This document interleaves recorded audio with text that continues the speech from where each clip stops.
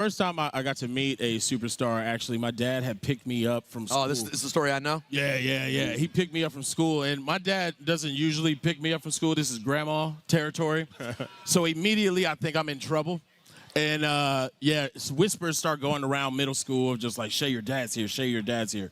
Immediately I start thinking about every bad thing I could have got caught. And we get in the car and we drive forever to a restaurant in Venice Beach, California. And we sit at a table that's way bigger than a two-person table. And in walks my hero, The Rock. And The Rock sat next to me. And when I say I can't say a single word, nothing could come out. I couldn't think of anything to tell him, and I was just in awe that he was there. And, he paid for his meal. Didn't you keep something from him? Yeah, he paid for his meal. His change came back, and I stole the quarter.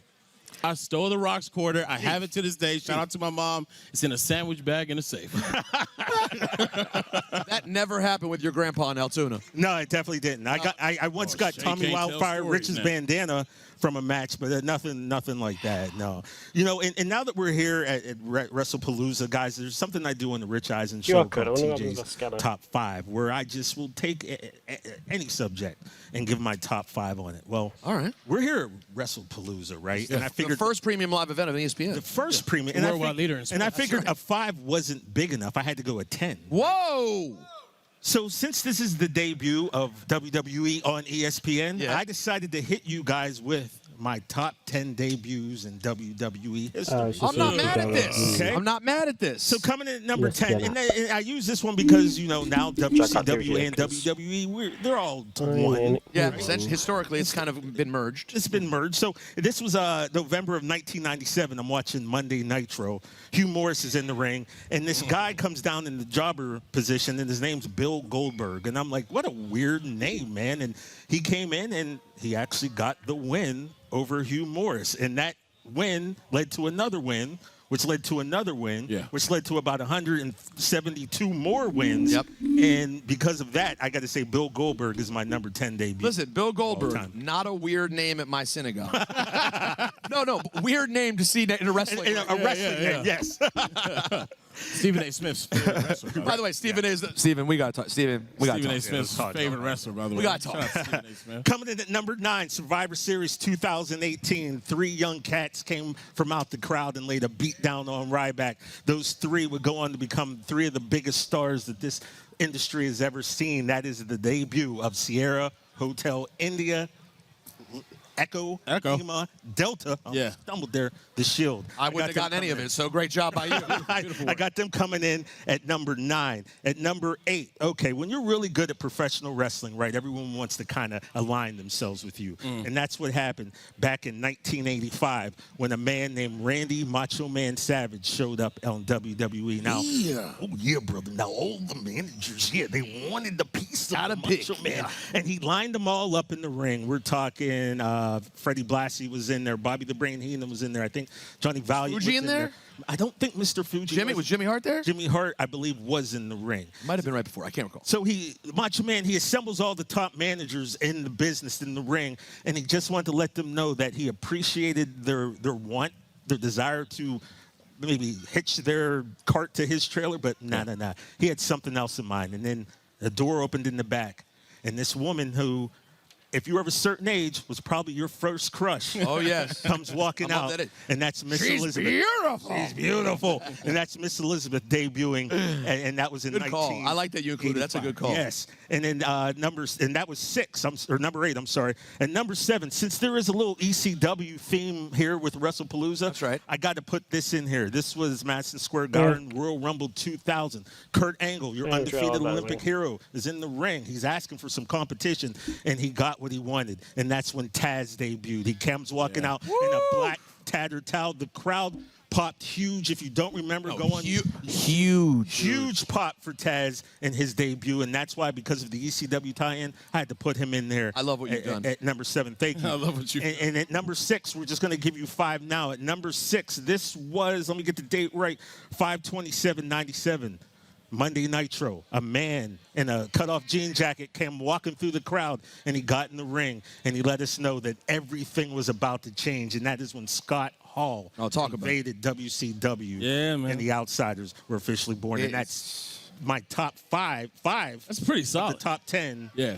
debuts of all time. That's a solid 10 through 6 right there. That's pretty good right there. You like that? No, that was fantastic. Okay. Honestly, the Elizabeth one someone could have slept on. Yeah. But that was so, when you think about what a brilliant idea that was, because no one knows who she is. Yeah. It's not like you're bringing in a character people have heard of. Yeah, she was brand This is someone who's appearing out of nowhere, and the way it was done just set the world on fire. Oh, MFJ. And we'll finish. We'll get I 5-1 a little popped on the later wall on in the today. show. I've Oh, finished we got another guest. the. I know you. What's it called? I finished the house.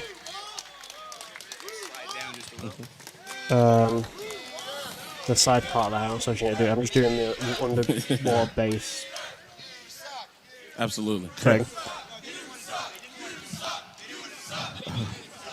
Oh wow, this is amazing, man. We're getting guests. We're Yeah, getting, bro. We're getting guests. Obviously, The Miz. At the Miz. We go way back. Yes, sir. Last night.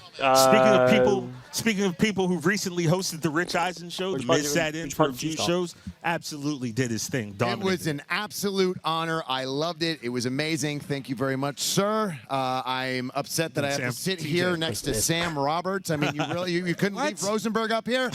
What is that supposed to mean? Okay, what is the worst WrestleMania in your mind? I've gone on record. Oh, I have no. a least favorite WrestleMania. no. Go ahead. I have a feeling- Why don't you tell us? Tell us, Sam. Oh, Don't my say it, goodness. Sam. He's sitting right here. Tell us, Sam. For me, Yeah. main event aside, 27 wasn't great. 27. No. No. No. 27 wasn't great. No, not really. 27 wasn't great. Main event. 27 I don't remember. was incredible. It was the best WrestleMania that there has ever been. 27 was the best? Yes. I was the main event, Sam. I won the WWE Championship, knocked out. Kinda hard to argue with that. You retained.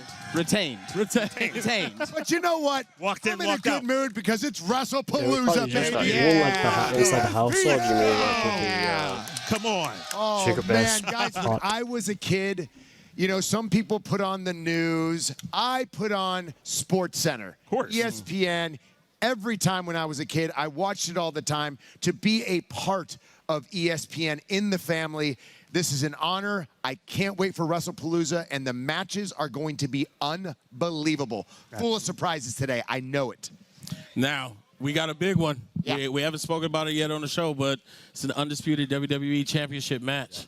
We got the American Nightmare, Cody Rhodes, against Drew McIntyre. Oh, now, these guys, this is the 35th time they've been in a ring together. Really? The 35th time. They've fought each other 19 times. They've actually been teammates 16 times. Yes, they So were. They know each other in and out. What are you expecting from this match?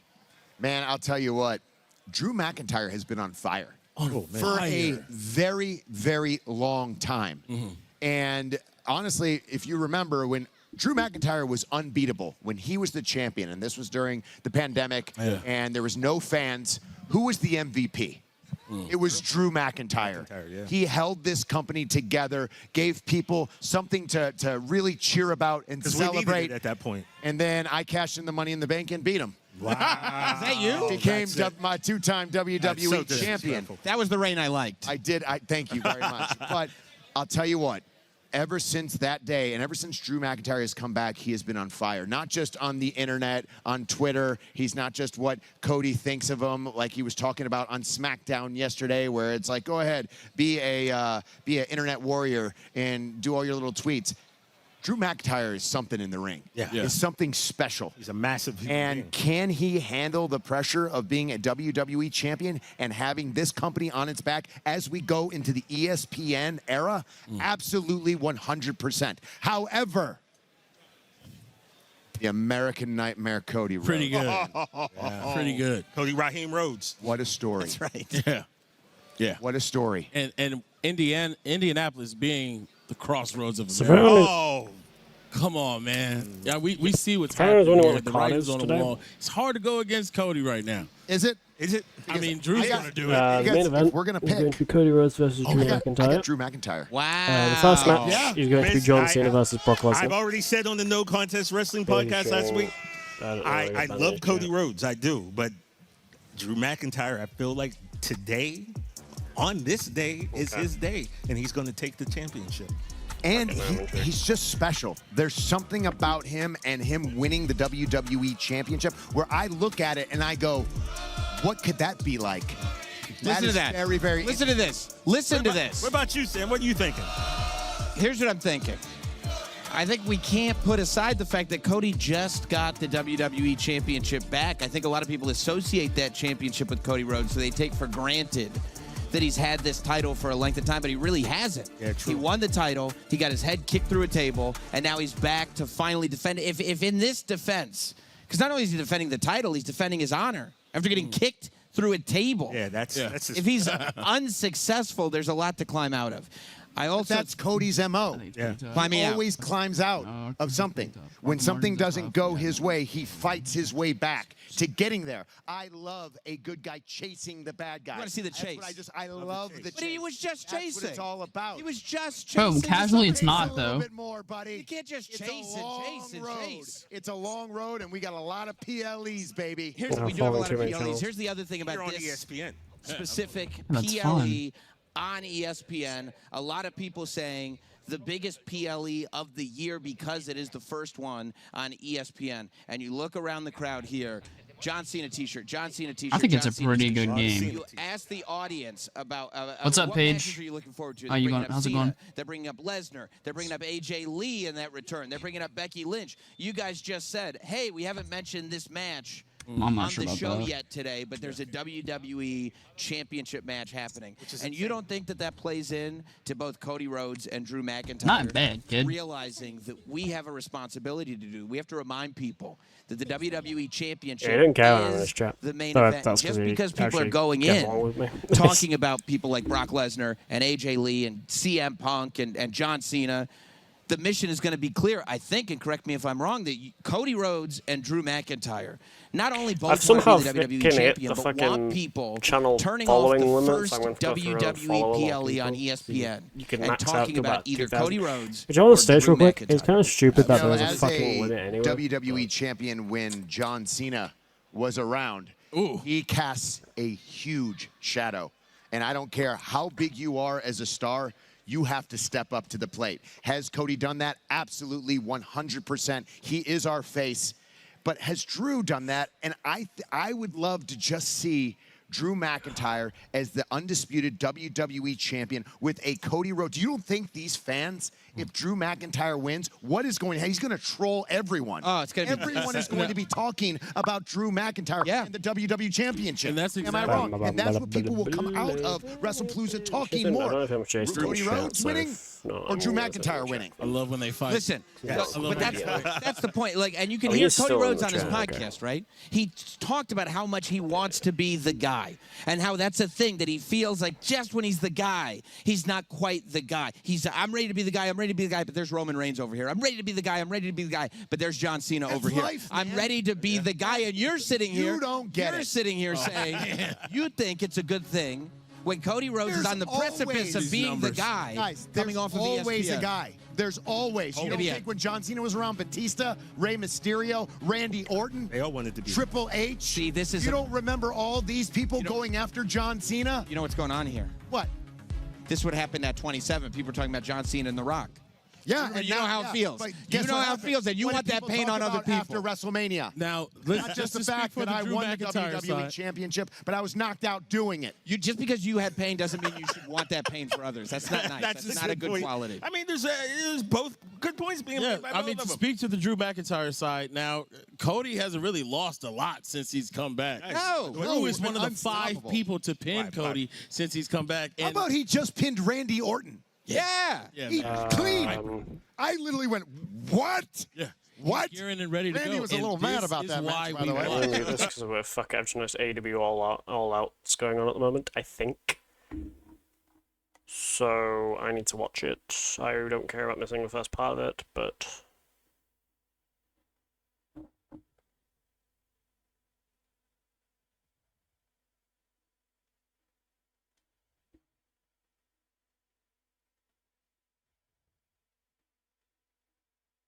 Oh, the big Bill gets out on one, not only kicks out, but stands right from Eddie Kingston. It is no joke. It nearly knocked me out. But yet Big Bill up on his feet, charges into the boots of Eddie Kingston, kicks. Oh, another high boot. We saw one in the opening moments of this match, and now that one perhaps even more devastating. Yeah, and I'm watching Eddie Kingston breathe. And I wonder if he's if his cardio is running out a little bit. Not that he hasn't trained hard for this, but it's a different thing once you're in front of this many people. Bill charges in. Oh! Overshot it. Kingston the roll-up. 1, 2. Bill able to kick out. Strong legs. That missed. After the back fist. A grazing blow, but a blow nonetheless. 2 and 3.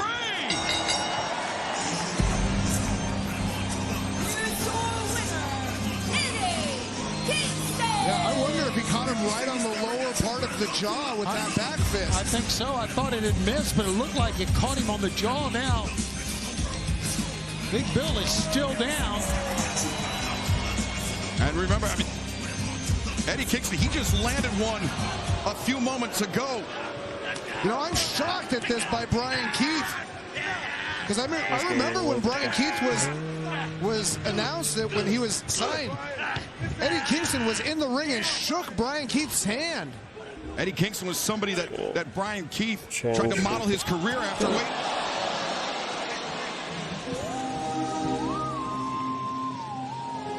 Oh, here we go.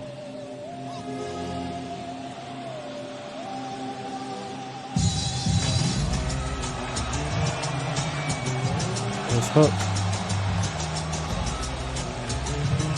Well, you talk about New Yorkers here in AEW, the cold-hearted, handsome devil Hook. New York, born and raised. And now, out of the way of Bill. Bill goes to the outside. Hook. He's got the red rope cinched in on Brian Keith. And Brian Keith. Remember, it was Hook after he made his peace with the Ops.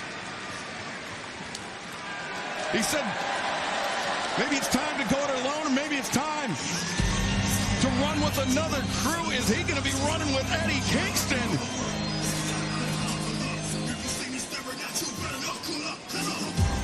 You love to see it. I think Hook could learn a lot. He's an incredible athlete, but he could learn a lot from Eddie Kingston. Yeah, you're right. He's just in the formative years of his AEW career. They love Eddie Kingston. Listen to the fans. Ladies and gentlemen, Eddie Kingston is back. He's emotional, too. Look at this. 16 months away from the ring, and Eddie Kingston comes back victorious.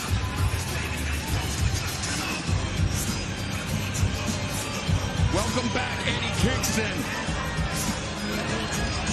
But Brian, I think the hard work starts now. Yeah, the hard work definitely starts now.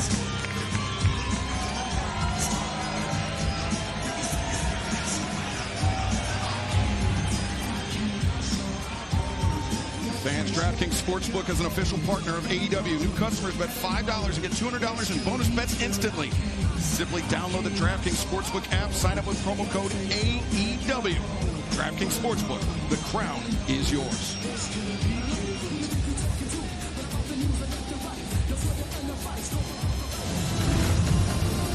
Coming up next, it is tables and tags. MJF allowed Mark Briscoe to pick the stipulation for this match and was none too pleased. And now he will have to pay the piper. MJF, Mark Briscoe, tables and tags. Next. You wanna know how much I hate you, man? You distracted me at Forbidden Door. You cost me my world title, so I cost you a shot at yours. Oh my God, it's MJF! He just got married last night! What the hell is he doing? My newlywed wife, she screams out to me. Newlywed wife, she screams out to me. Where are you going? No. What about our honeymoon? No honeymoon can start until Mark Briscoe is dead.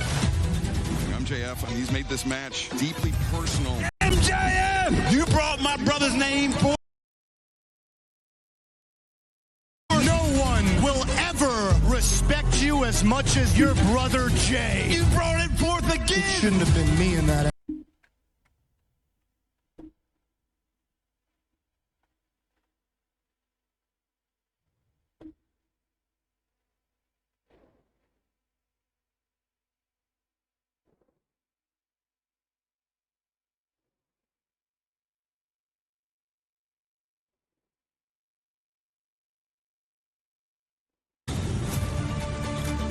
This is out of control. No, those are the tags. I never did give you my wedding present. Think what it's going to do to MJF's movie idol looks. I won out of this tables and tax match. I hope that you are so happy when there is another Briscoe in the dirt, and it is on you. Rest assured, you have signed your own death warrant, son. Briscoe more than happy to keep pouring on the punishments, given the words hurled at Briscoe by MJF. It should have been you. Mascot Mark, just because you sound serious doesn't mean I have to take you seriously. Blue collar will bust and white collar will win. Tables and thumbtacks. I'm going to give you the same answer I gave on my wedding night. I do. My God. I do. That means you have ensured yourself an uninterrupted ass whooping, the likes of which you've never experienced before.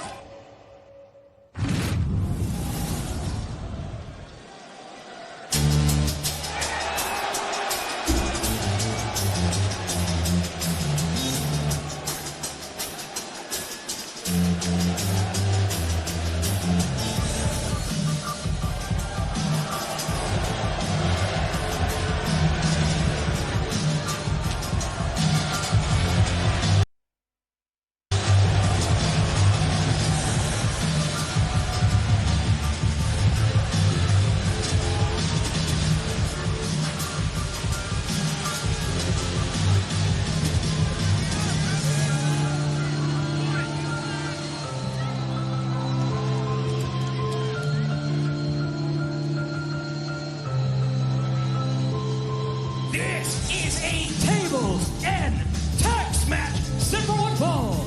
Currently in the ring from Plainview, Long Island, New York.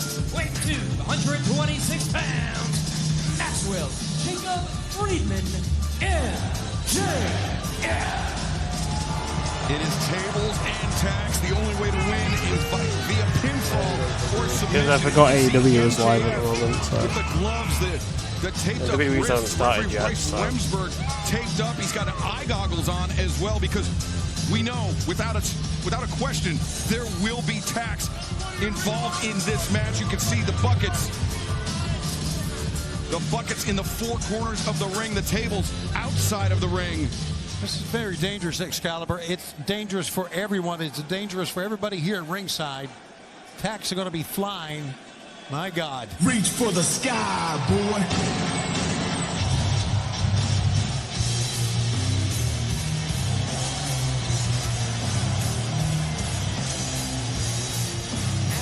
His opponent, from Sandy Ford, Delaware, weight 229 pounds. Yeah, well, the Wrestlepalooza starts at midnight and then AEW's already started. Mark Briscoe picked the stipulation for this match.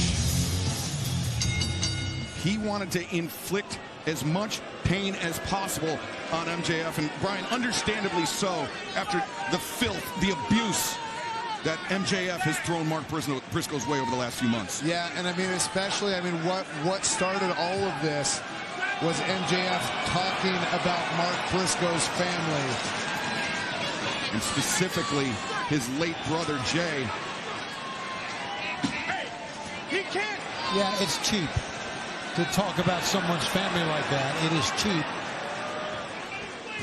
Mark Briscoe encircling the AEW logo in the center of the ring with thumbtacks. I think he's going to So why does he have like 2 bucketfuls of thumbtacks? He's not waiting.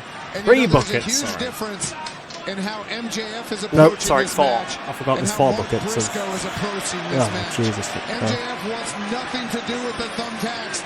Mark Briscoe is putting them all out there. I'm concerned. I don't want anything to do with the thumbtacks.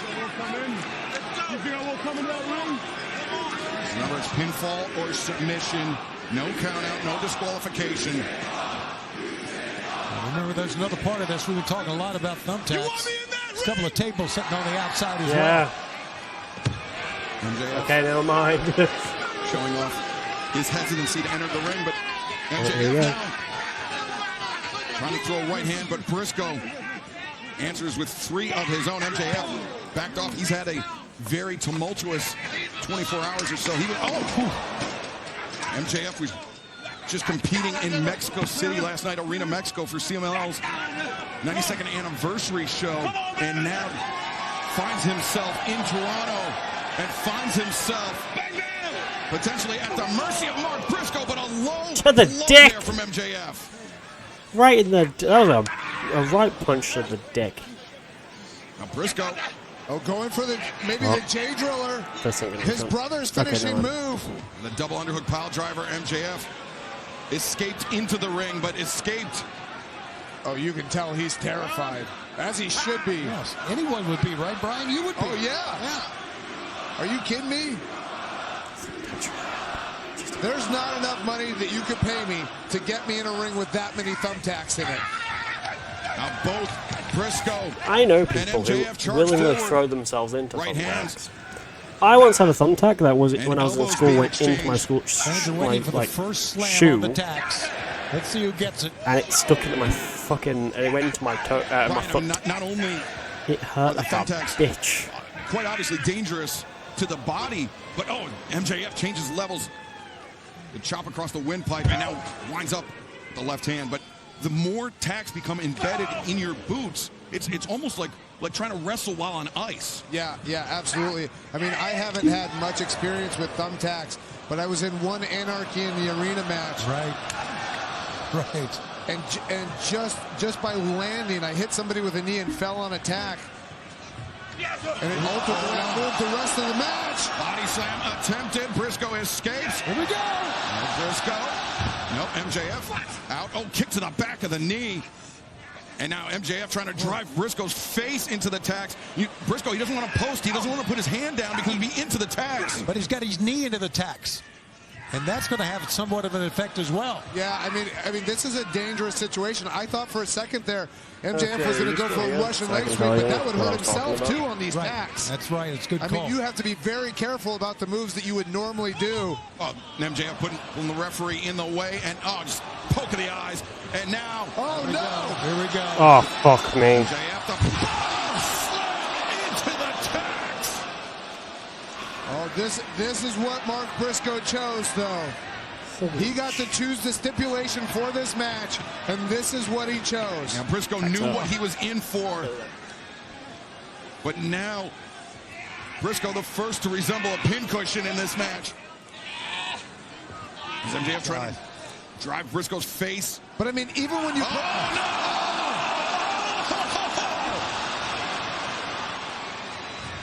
Oh my God. But I mean, even falling back down over and rolling into the ring and getting out of the ring.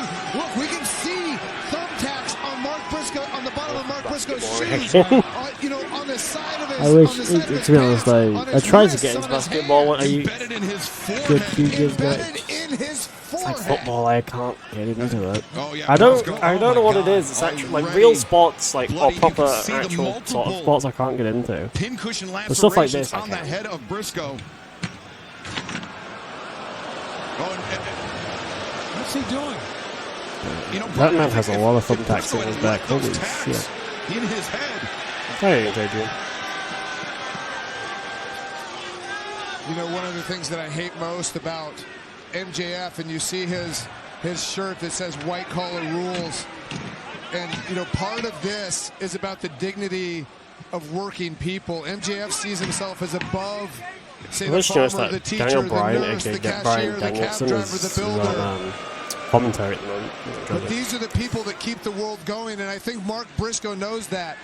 MJF thinks that nobody can live his lifestyle, that they're not equal to him, but I don't think MJF could live Mark Briscoe's lifestyle. Well, I don't think there's any question about that. No, well said, Brian.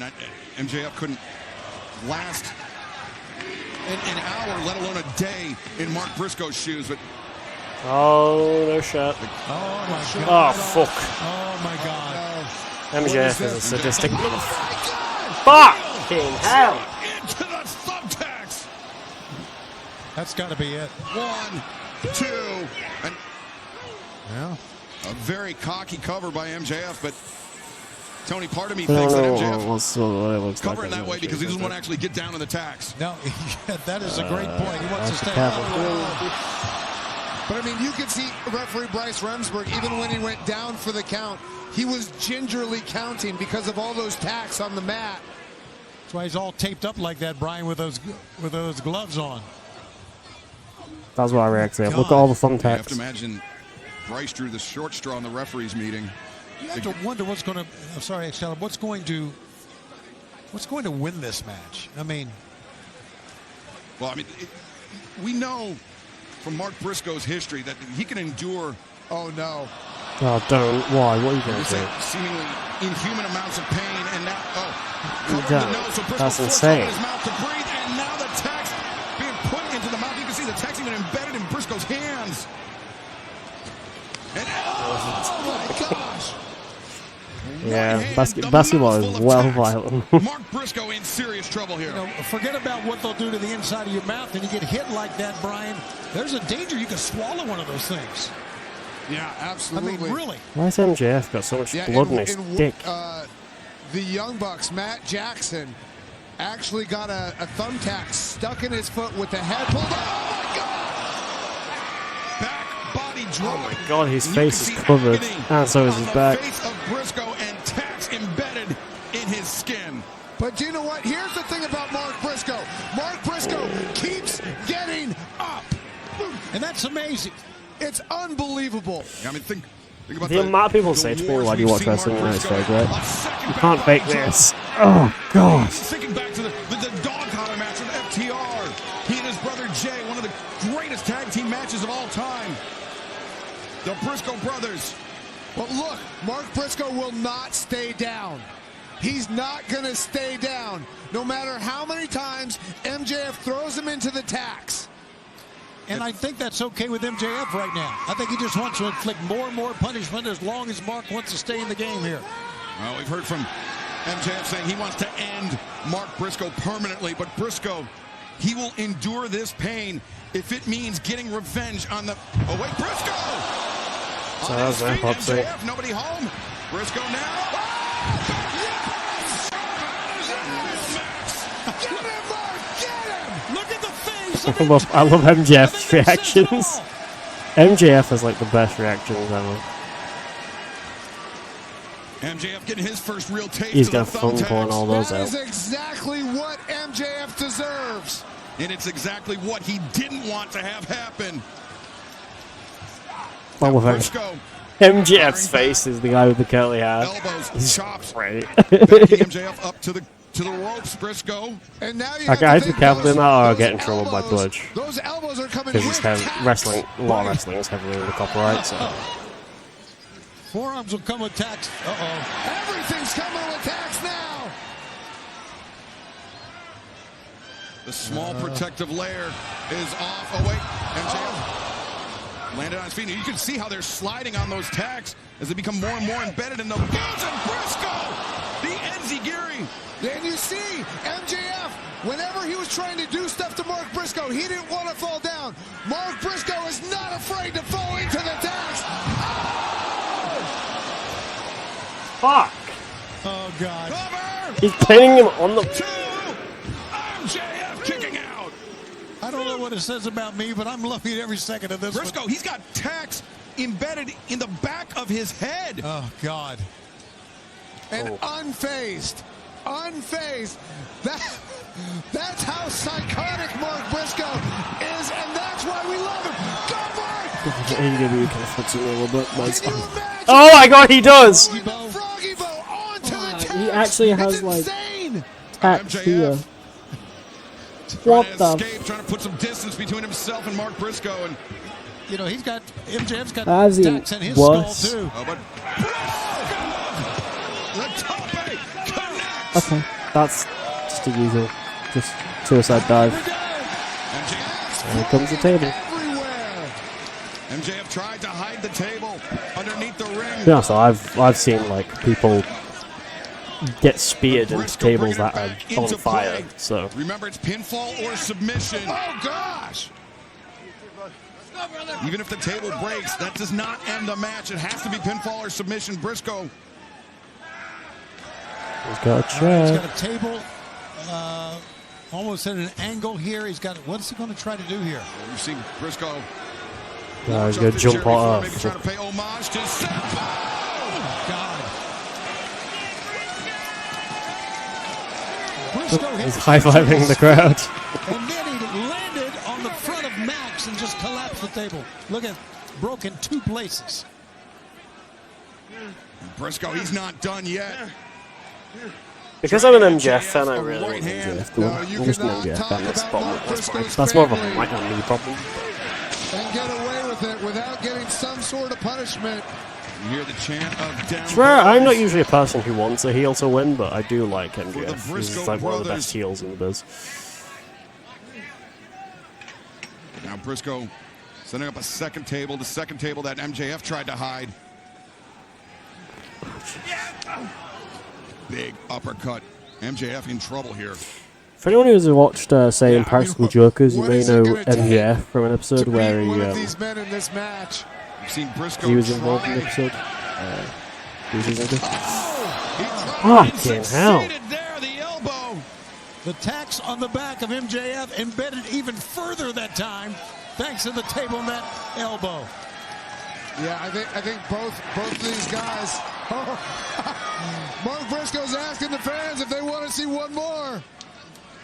Briscoe right in front of our desk, pulling out third table that MJF tried to hide. Yeah, I'm backing up a little bit. I don't want these tacks anywhere near me. I've got pillows. As Briscoe is setting up the table, MJF is returning to the relative I was going to go live earlier, but then I had to, and then I remembered, oh wait, yeah, fuck. I was doing for about 3 hours and 30 minutes, games committee for which is all I can say, because I'm technically under an NDA, so. But not an official NDA, I just can't say anything. And now, MJF, oh! You can see how lightly both men are stepping because of the tax. And all I can tell you is that's what I was doing. Back up again. Yeah. I don't think I'll get rid of. Look at the blood on MJF. Now, this is all Mark Briscoe's blood. Yeah, guys, I went from wanting to see MJF get what he deserves. As we see the powerbomb on the replay. Mark Briscoe pulling out the chair from underneath the ring. I think we know how Mark Briscoe spent his night last night, Tony. Yeah, he meticulously also, as I've said, and Gene knows this. On that chair. I won't be streaming from the 26th to the 29th because I will be away. Oh my goodness! In Scotland for 4 days. So. But for him, it's worth it. Oh, again! And now MJF with the chair. Psychotic look in his eyes. Oh, felt that. Now he's got the chair. Oh, he's going to. Oh, he's going for that tombstone pile driver. On the chair, on the tax. Lord of mercy.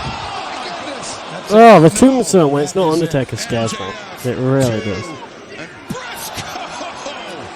It was a slow roll, Brian, to get out of it. Slow roll, but it got him out of it. First of all, I don't know how the fuck Mark Briscoe kicked out. I know Mark Briscoe's quite a badass, but I just think. Also, talking to Mark Briscoe before this match, he told me he did not want to let his family down, and you can see it in his heart right now. Oh god, there's blood he everywhere. Will not go down. He will not let his family down. This is an incredible performance by Mark Briscoe. We have seen back-to-back authentic men in Mark Briscoe and Eddie Kingston. It's been wonderful, and we're only 3 matches into this pay-per-view. All right. What does MJF have in mind here? Oh my goodness! Remember, at one the time ref's he putting wanted like 2 layers of gloves on. It's really now fair. he's willing to use them. Still don't get the table up. Now that he's tombstone pile drive, Mark Briscoe That's some onto a thick chair gloves as well. thumbtacks. And Brian, do you think if MJF had actually gotten down in the tax, hooked the leg, got a tight Well, probably so he can tap on the mat and not have That is a fantastic point. His fear of the tax The may tax have go cost him through this match. Go on. That kind of sounds 50-50 who they're chanting for here. I don't know what he's looking for now. Maybe another table? Oh, they're saying let's go tax, not let's go Max. Oh, let's go tax. Thank God. That hits me the ref They didn't because lose their mind. you're not tax will be standing there. Holy shit. Okay, so there are more tax, right? We suspect. We suspect. Yeah, I assumed we'd have tax on the table. That's not fun. Oh, don't throw that towards us. Another bag of tax, 2 being emptied after Briscoe empty those buckets of tax. Oh, I'm gonna, if he actually goes, if one of these goes through, I'm gonna feel it. Tax in a match in our lives. I mean, I never have, and I've watched a lot of wrestling. I wonder what MJF is going to go for here. We've seen him use a...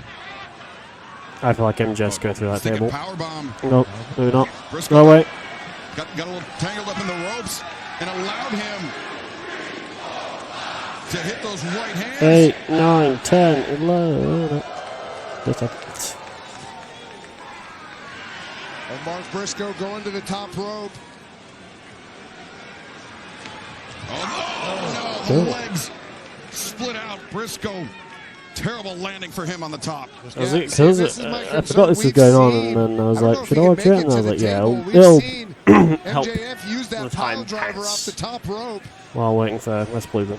Which I like AEW do that, where they don't do it the exact same time. AEW go earlier before WWE, because then you can watch. Because then AEW is like, oh, you can watch us, and then when you finish with those, The hell with thumbtacks. Somebody could break their neck up there. Because last time I remember, I think it was Forbidden Door and... From Briscoe, MJF is No, dazed SummerSlam was in different very day. dangerous territory. Oh my Second Door gosh. and... Could he be going for the J Driller off the top? What was the last PLA? Oh, Clash in Paris, I think it was. Very apparent here, Brian. On Briscoe, the double underhook, but MJF escapes and now sinking his teeth into the flesh of Mark Briscoe. He's going to go through that table. Briscoe sinking his tooth into the flesh of MJF. Did he break his tooth? Oh, brother, here we go. Ah, jeez. Oh, both of them went through it. Oh my! Oh, that's got to be shredding his skin. Briscoe, he's not done yet. Is he going for one more? Absolutely. The God, that's gonna hurt really fucking This bad. is why Mark Briscoe is the absolute best. And Briscoe. Just pin him. Just pin him. Do it again. Don't go up again. Just pin him. Just pin him. No, he's calling for the J Driller. He's missing more teeth now. MJF with the J Driller. Ever since MJF invoked his brother's name. Let's see if he can hit it here. And now Jay Briscoe's finisher. Oh, on his head. Oh, he has a lot of tacks in his shoes and his boots. 2, 3. Reach for the sky. That was a very good match. 3 things. I'm mad MJF lost. That was a very good match. Well done, Mark Briscoe. And I'm sort of glad it's over because holy shit. He had to go through hell to get it, but he finally. That's what it looks like after it now. The amount of blood on his face is nuts. I can't show anymore because I'll get in trouble. I'll delete that episode. And what we just saw, Mark MJF got fucked Briscoe up. finally got his revenge on MJF. Great His face is like that because he got tombstoned into the tax on the floor, and then MJF grabbed his head and rubbed his head on all the tacks and shit. So it caused him very much a lot of bleeding. Driller, Mark Briscoe, your winner.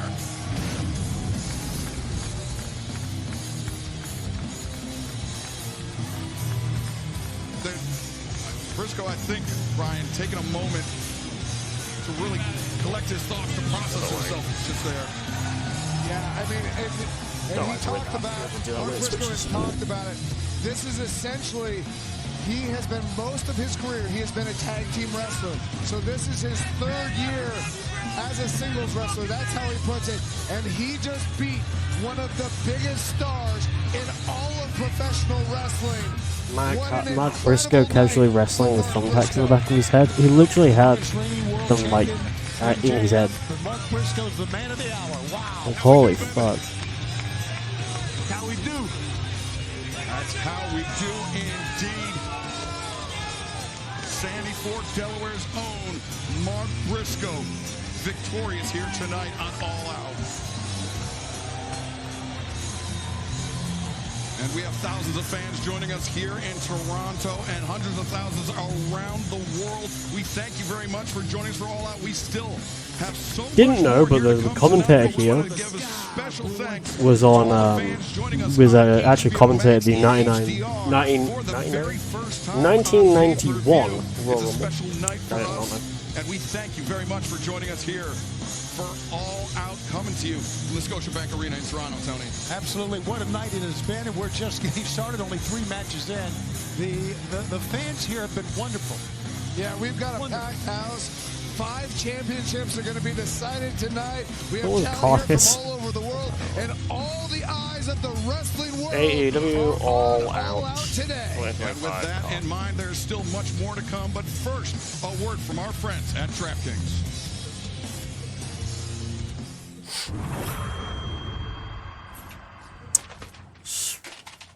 Action. When you think of Tony Storm, you think of at least 3 things that you can't mention in public. And after that, you think about winning and winning big. If you would like a chance to do the same, minus the thighs, then let me introduce you to DraftKings. Character's Funny, cringe. I used to be called Right, fuck it, I'll go through everyone.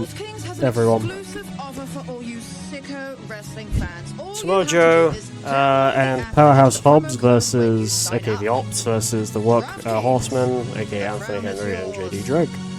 Then Daniel Garcia versus Katsuyori Shibata. Then Roderick Strong, Kyle O'Reilly, and Hologram. After last week's potential reunion, I'm trying to follow up with Jerry Lynn, versus Preston Vance, Griff Garrison, and Cole Guys, Carter. excuse me, if I could just have 1 minute. And then Tornado Tailgate Brawl, Mina Shirakawa, Willow Nightingale, Queen Aminata, Harley Cameron, Megan Bain, Penelope Ford, Julia Hart, and Sky Blue. The match I'm very excited for, which is Adam Copeland, aka Edge, versus and Christian Cage, aka Christian, versus FTR, Dax Howard, and Cash Wheeler. Then Eddie Kingston versus Big Bill. We've just seen the Tax and Tables match, or Tables and Tax match, with MJF and Mark Briscoe. John Moxley, which is another match we're very excited for. John Moxley versus Darby Allin. Then AEW Women's Champion or four-way title match with Timeless Tony Storm, Jamie Hayter, Chris Statlander, and Thekla. AEW Unified Champion Tournament final 3-way match. Kazuchika Okada,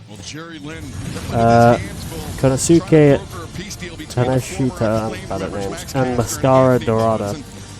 Then the tag team 4-way ladder match with Brody King and Bandito, Matt Jackson and Nick Jackson, Josh Alexander and Hikaru, Speedball Mike Bailey and Kevin Knight. The AEW TBS Championship with Mercedes Moné and a return to Rio. A trios match with Bobby Lashley, Shelton Benjamin, and MVP versus Ricochet, Bishop Korn, and Toa Leona. And then another match I'm quite excited for: Hangman Adam Page versus Kyle. Everything changed. Wait, what is this? It's a hurt syndicate trying to contend with these masked assailants.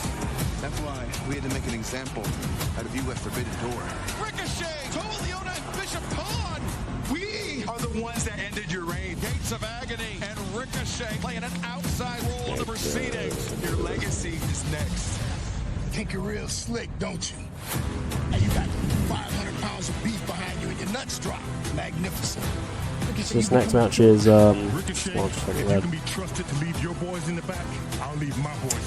It's the Hurt Syndicate versus Ricochet, the Bishop Khan. And for us, it became personal. Bishop Khan, Leona, oh, the headbutt. Ricochet called that a gentleman's agreement, but he's no gentleman.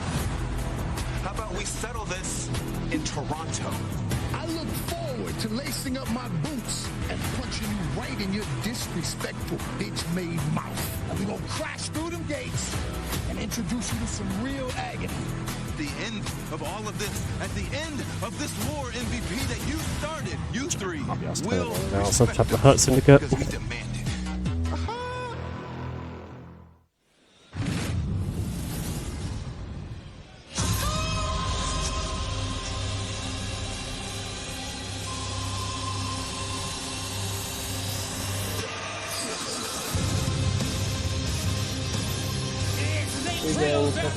Cheers, Cutie Fingers. Yes, Tree Gang, I agree. That was fun earlier today. Cheers for the, This is the demand. Show some love for Chinoe and Ricochet. Bishop Khan, Toa Leona, and Ricochet, now known as The Demand. And they demanded this match with the Hurt Syndicate. They got their wish, but Taz, have they bitten off more than they could chew? Well, that obviously we're going to find out tonight, but I do think the Hurt might be in for a little hurt here because these guys are no joke. The Demand, I like that. The Demand. Yeah, Brian, we saw this past Wednesday night at September to remember. Toa Leona, I mean, he was tossing around Bobby Lashley in the most surprising manner. Yeah, he gave him all Bobby Lashley could handle. Alright, I see. And I think that surprised Bobby Lashley quite a bit.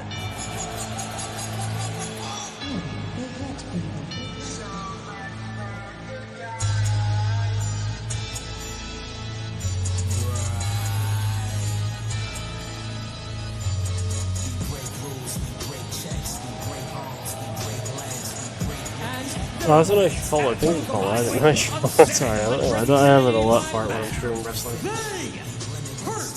People, MVP, Shelton Benjamin, Bobby Lashley, the Hurt Syndicate. I'm surprised MVP's still fucking wrestling. It's been a while since I was farm wrestling. I didn't catch it with AEW. I've been really slacking on it. Taz, three exceptionally dangerous men. FTP, MVP,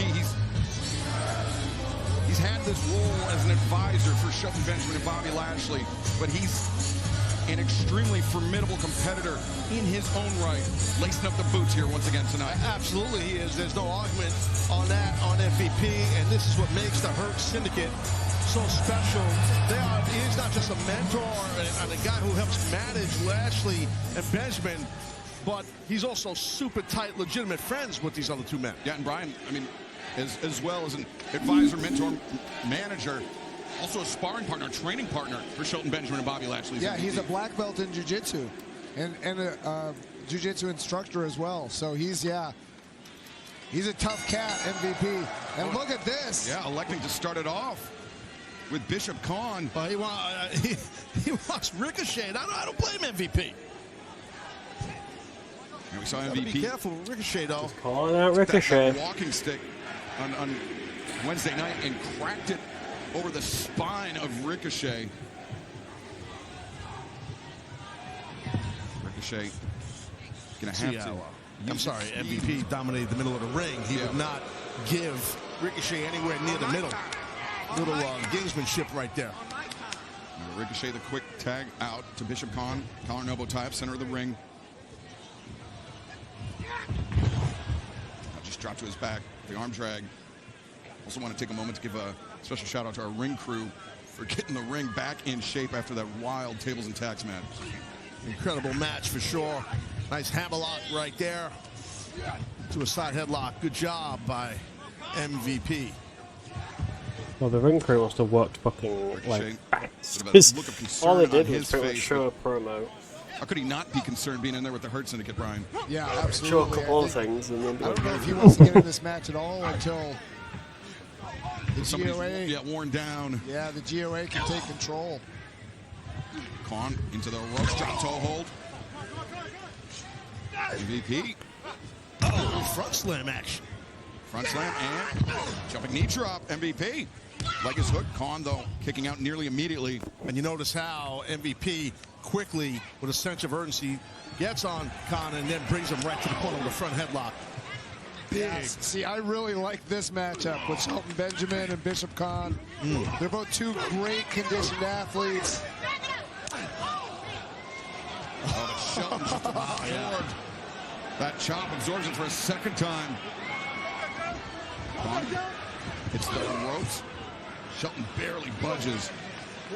Yeah, most men that Bishop Khan hits, they're going down. Look at that, same thing in mind. Another one. I love Probably it. the Look same at as I do this. that. Pillow behind you, it's not too much back support, so it kind of hurts me the back a little bit. Physically. Yeah, but Khan changed levels, the knee, but Shelton Benjamin gonna go for that ankle. The ankle. Yeah, the ankle lock is nearly cinched in. Now he's got He's going for an ankle lock. He's got him in. Ooh, he hasn't got it fully locked in. This is always, you know, trying to Ooh, put they the broke out toe of it. in the other guy's ass. Shelton comes around the corner Great with a kick. kick. Great quickness, athleticism by Benjamin. Far leg is hooked. Khan, though. That's also experience. Shelton able to do that counter. Very well done. Here comes the big man. Bobby Lashley tagging in. He and Shelton Benjamin, former AEW World Tag Team Champions. They may still be, were it not for Ricochet and the Gates. Absolutely. Now look at this here. Now you Ricochet, he spread his lats. He might need bigger lats. Well, he's got pretty big lats from my vantage point. But look at the guy's lats who's facing the table now. Well, the body shots are... Stop acting, Bobby Lashley. Lashley the shove. Oh my goodness. Almost hit rain up there. Now Bobby Lashley going to continue the punishment. Oh, jeez. Oh, jeez. Oh, jeez. Delayed vertical suplex, giving Ricochet plenty of time to think about it. Bobby Lashley just so strong. Damn. MVP got caught. And now. Mickey trying to turn around. Now Ricochet. Oh, MVP. He's feeling it today. The elbow drop, MVP playing the hits here. 1, 2. Ricochet, though, able to kick out. Well, if you're Ricochet, you want to try to get out of that corner here. You see that big, huge backdrop. And MVP clearing the other members of the Demand. Bishop Khan, Toa Leona off the corner. Still not seeing Toa Leona tag in for the Demand. Oof. Little running mafia kick right there. Might be thinking an exploder. Yeah, I don't know about you guys. Good second cover here. The far leg is hooked. Ricochet kicking the legs and able to break free. But I've been surprised by how much time MVP has spent in the ring in this match. I would have thought he would have tagged out a little bit more quickly. Oh, what are you implying he's lazy? Is that what you're saying, Daniel? No, what I'm saying is he's a man that's had 3 knee surgeries. Right. And the other guys have been... I don't think the guy knows he tagged. It's a very personal thing. Well, there's your point with your knee, but you know what I mean? It's a personal thing to MVP. I'm assuming MVP didn't notice the tag. Gates. Oh, man. This all for the point you made, Dan, the knee issue. I see it. Yeah, but I almost wonder if he's let his anger get in the way of his strategy. Like, because he's a brilliant man. He is. He's a brilliant strategic leader. I know, but he was disrespected by Ricochet. See? Yeah. So, well, now totally on the cover. But meanwhile, Ricochet disrespected by the Hurt Syndicate. Of course, MVP offering that business card, and then just embarrassingly having that card rescinded in front of the world. Yeah, true. And you know, Brian, I see what you're saying, and I don't disagree. I mean, because maybe now, to your point, he is in there too long, but and right now the Demand knows that, and they're trying to keep him in the middle of the ring to avoid him from tagging Lashley or Benjamin. And the knee injuries in MVP's past, definitely not a secret, and it's something that the Demand are looking to exploit here tonight. Yeah, but it's gotten personal with these guys, and it's gotten in the way of the strategy. Spinning toe hold. But it hasn't, you know, like Ricochet, look what he's doing here. He's being very smart, very tactical. The Demander doing a really good job since they've taken control of this match. And you could see, I mentioned the word sense of urgency. You just saw that with Ricochet, just that intense attack with a motor on the knee of MVP. And Taz, we saw it earlier tonight. Eddie Kingston, 16 months away from the ring. He came back. It took a little time to find his footing inside the ring. MVP, not a regular competitor inside the ring. That's usually Bobby Lashley and Shelton Benjamin. So maybe MVP trying to work out some of the kinks. Yeah, definitely. And when you're not in the ring a lot, that's just normal. That's just the way it goes. I mean, you know. Ricochet made the I guess there is one thing I could bad down for, which is... That was a great shot by MVP, but Ricochet was tagged in now. He's legal. Yeah, but hasn't been able to make that tag. Yeah, watch out. Whoa. Drop toe hold. Ricochet sent flying through the ropes, and Ricochet grabs Shelton Benjamin off the apron. Tag wasn't made. Now, Shelton with his hands on the throat, but in comes Toa Leona. And a big man, Leona. And oh, Lashley, this is like a continuation from last Wednesday. This is, I guess, the only one I have to use if I'm not going to use the browser. I just can't be able to set the browser source. And that was a great strategy, in my opinion, by Ricochet on that to get Lashley and Shelton off of the apron. Yeah, but now MVP able to make the tag. Back body drop for MVP. Now Bobby Lashley comes in, difference maker. Latest sub, and I know it's good. Belly to belly throw, Ricochet. Big power right there. Holy cow. Bishop Khan is not a small man. And now Bobby Lashley, he's going to work on the demand. Spinning neck breaker. Oh, God. Ricochet's in grave danger here. Good God. I know, was it last month? Last month I got 3 subscribers in 1 month, which is like the most I've had in a month. Matchup this I had Wednesday on Dynamite. Neve was the first of I last kind of want to month. see Toa and Bobby go at it again. Then I had Galgan. He subbed on my Uncharted 2 video stream. Then I had Grim sub just at the end of that They one. had a So. slugfest on Wednesday, and now Ricochet, though. Enziguri, Shelton Benjamin, Benjamin, the wide base. What's up, Ricochet? Ricochet, though, finds his feet. Oh, and Northern, actually. No, Right on his tailbone. I think Northern, sorry, so 4 people, because Northern also said. I could watch Shelton toss Ricochet all day. Well, you may get your wish, Brian, because Shelton Benjamin is going to work with those German suplexes. And not just Ricochet, Bishop Khan as well. He's not done. I don't think Benjamin's done. Yeah, it's 2 for 1 for Shelton Benjamin. I think Bishop Khan was hoping by grabbing Ricochet, it would stop the German suplex. Oh, check this out. This is just not a good night to be Ricochet. Yo, Mike, thank you for the raid. Very much there, which appreciated. hurts like the dickens. And then look at this. Double German City. And meanwhile, back to live action. Shelton Benjamin dishing out those knee strikes to Ricochet and Khan, but it's Toa Leona. The swing, Bobby Lashley blind tag. I saw you playing Let's Shoot Larry. That's a very good game. Oh my god, it's the Robocop one. It is! I've never seen anybody shake up As well as my senior staff member for Faster Fun, which if you guys want to smack that, feel free to. Oh, he's not done. Spear for Khan, the cover. The leg is hooked too. Oh, Ricochet. Saving with the 450 splash. You don't see that much. That was insane. Ricochet just makes it look easy. Oh, what a nutty save. Yeah, like him or not, Ricochet is a great example of how to channel genuine anger into something productive. We saw it with that 450 splash. But now, MVP, Khan teeing off on one another. Going punch for punch here. Don't know if I mentioned Gene, but my flight gets in at 11:30, so if you hear someone stumbling and swearing quietly around midnight, Even with those knee surgeries, MVP still has a lot of power when he strikes. Tough jaw also. But Khan, backstabber. Damn. Toa comes flying in. Ricochet signaling for the tag from Bishop Khan, but Shelton Benjamin sends Ricochet in, or sends Khan into Ricochet. Lashley driving Toa into the barricade. I thought I mentioned that we switched to Premier. Oh, did you switch to Premier Run? What a shot. Great Did game the plan. ref see that? I don't think so. The ref's in the ring, and I think...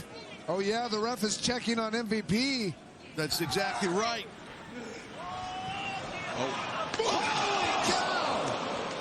Bobby Lashley was on the shoulders. Big Dave said, honestly. Okay, no worries. I know that I'm rooming with Stella, which is one of Hud's mods.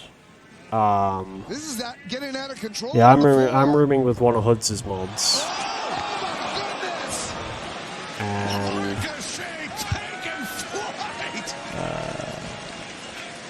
think it's yeah. Because I know at Green I roomed with Gene, and just because Gene's here, I won't say the name, but he knows okay. And And the demand. Oh boy. About to launch Toa Liona into Lashley and Benjamin. Toa Liona, Bobby Lashley, and Shelton Benjamin all are over the guardrail by the timekeeper's table. MVP is primed for the picking here. Yeah, isolated. Oh, Ricochet misjudged that MVP. Suplexed Ricochet. Yeah, he needs to tag out, but there's nobody to tag. And MVP, belly to belly. oh, because limping on that left knee. apparently quite a stylish never been to UKSG before, so I said to her, I was like, right, I said to her, I was like, I'll do the same thing Gene did when I first went to UKSG, which was show you around. Great teamwork by the demand. Get it. Anywho, we're gonna dip because I've got videos uploaded and my internet will not go. Have you too.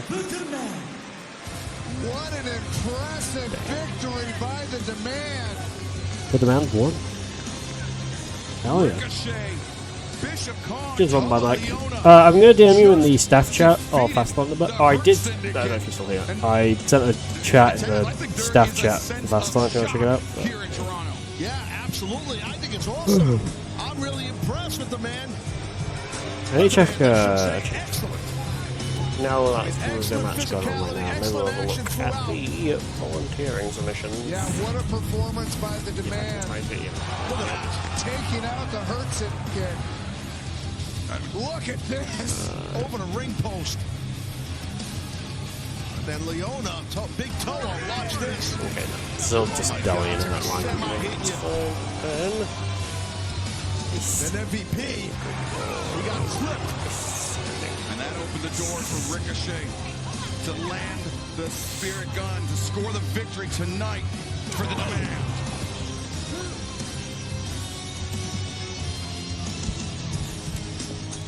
Bobby Lashley, Shelton Benjamin, all these replays. I'm gonna see. Oh yeah, 7 days because I go in 6 days, but you actually in 7 days because we go on day 0. Now attending to MVP, who's still No clue what I'm gonna still no clue what I'm really gonna do on day 0. Do the tech check, do the tech training thing that I have to do. the demand victorious here tonight in Toronto. It's kind of all I have to do that day, and then probably just chill with the crew. And this city has been such a great host to all Elite Wrestling throughout the years. This week, no exception. And then I ain't sure for hosting AEW's All Out and Fans. and then when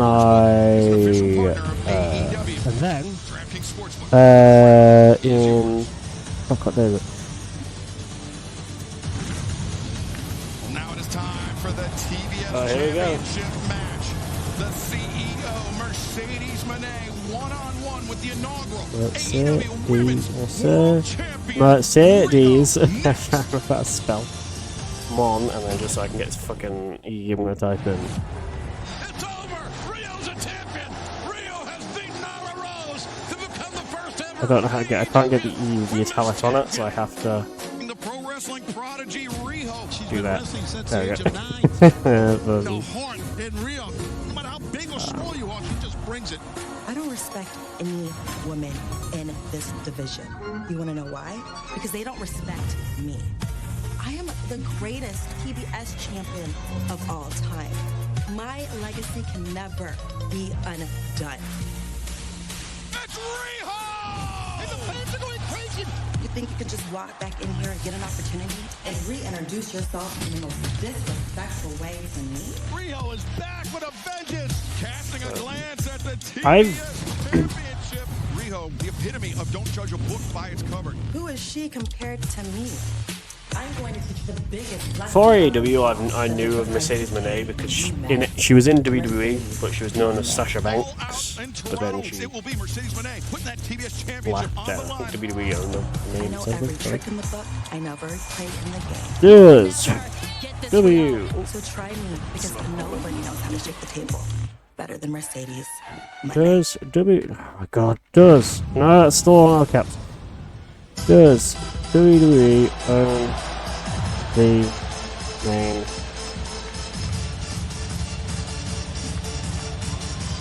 Yes, WWE owns the very much for Sasha Banks.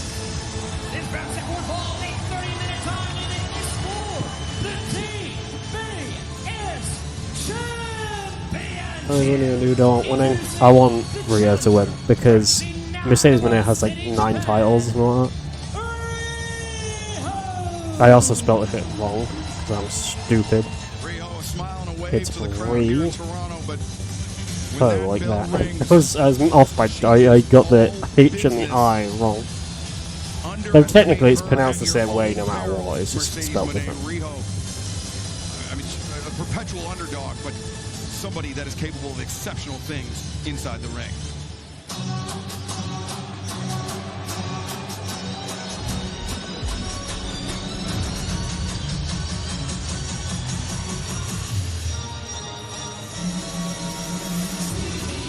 I want to know, but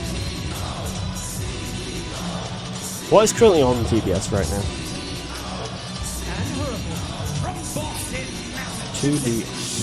TBS East.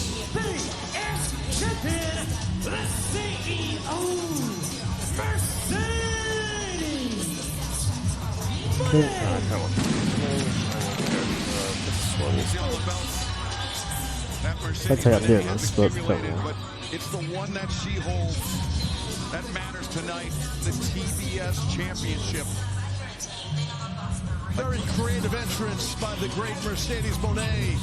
Interesting creativity. I like it. Yeah, those look, they could be male models. Were you ever a male model, Taz? No, but I'm going to get into that. currently on TBS is some random fucking show with old guy. Oh, maybe in the 90s I would have turned some heads. Today, no. I might have turned some stomachs. Mercedes Moné, the 5th overall TBS champion, won the title last year, May of 2024 at Double or Nothing. 20 successful defenses of the championship. Is this the end of the line for the CEO? Yeah, with me being a huge wrestling fan, I consider myself lucky to be able to witness a title reign like this, where she's gone against all competitors, been a very dominant champion. Mercedes Moné owns too many fucking titles. Like how much? 9 or something like that? Defending the title against athletes from How many titles does Mercedes Moné have? She has 9. That was correct. Oh, now Rio backslide though. 1, 2. Maintains control of the wrist, turns the corner. Mahi strong. 1, 2. Rio really pushing the pace here. Mercedes Moné has the Mercedes kick. Oh, wait a second. Statement maker. Rio on her knees though, trying to slip free. Well, Rio's super slippery. And super here we flexible, go. as you can tell. And that's single leg crash. She has the AEW TBS Championship. She has the CMLL World Women's Championship. She has the EWA Women's Championship. She has the Owen Hart Foundation Tournament winner. She has the 5+6 Rev Undisputed British Women's Championship. She has the Primetime Wrestling Championship, the Best Year Wrestling Women's Championship, and the Discovery Women's Wrestling Scottish Women's Championship. They have so many championships. Titles. Right, so her hand is not near the top of the bottom of the quad, the top The of only the current dual champion she's not getting her clasp like back to the WWE point. at the moment is That's a Dominic technique that Mysterio, learned who is the from Emmy Sakura, which we saw her employ for the victory a couple weeks ago back at Dynamite. But now fucking Intercontinental champ, as well. Dominic Mysterio is currently the Intercontinental champ, as well as the AAA champion. He beat Vikingo, Really intriguing matchup for me. and then he retired. He also beat he won in the Fatal 4-Way at WrestleMania. Seriously? You know, usually her biggest strength Did is he her win it at speed and WrestleMania? dexterity. Hold on. You got to give this speed and All dexterity. current title matches. No, not matches. All current titles. List of champions. Sorry. I don't know. I thought Riho's was better. Well, I didn't think it was, okay? Here's that. I know you're the great Danielson. Dominic. Cover made. Not even a one count. Riho avoided. Yes, defeated previous champion Bron Breakker, Penta, and Finn Balor, who he pinned in a Fatal 4-Way match at WrestleMania 41 Night 2. Yeah. I was gonna say I thought he won at Mania 42. 41, sorry, 42 is next year.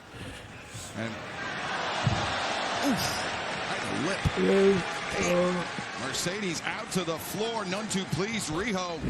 I don't. Now with the advantage, the upper hand. Mercedes out to the floor. Riho contemplating her next move. No reason to rush if you're Riho. Oh, God.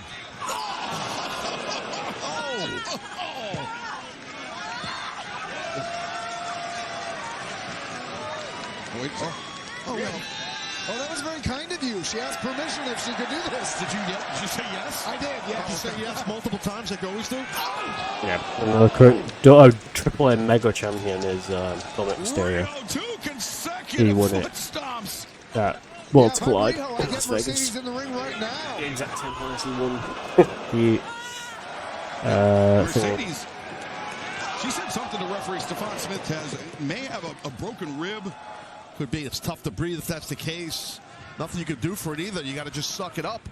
I mean, even an athlete the size of Riho delivering that diving foot stomp. Sure. That could be extremely dangerous. And now Riho looking for a third. Mercedes rolls in.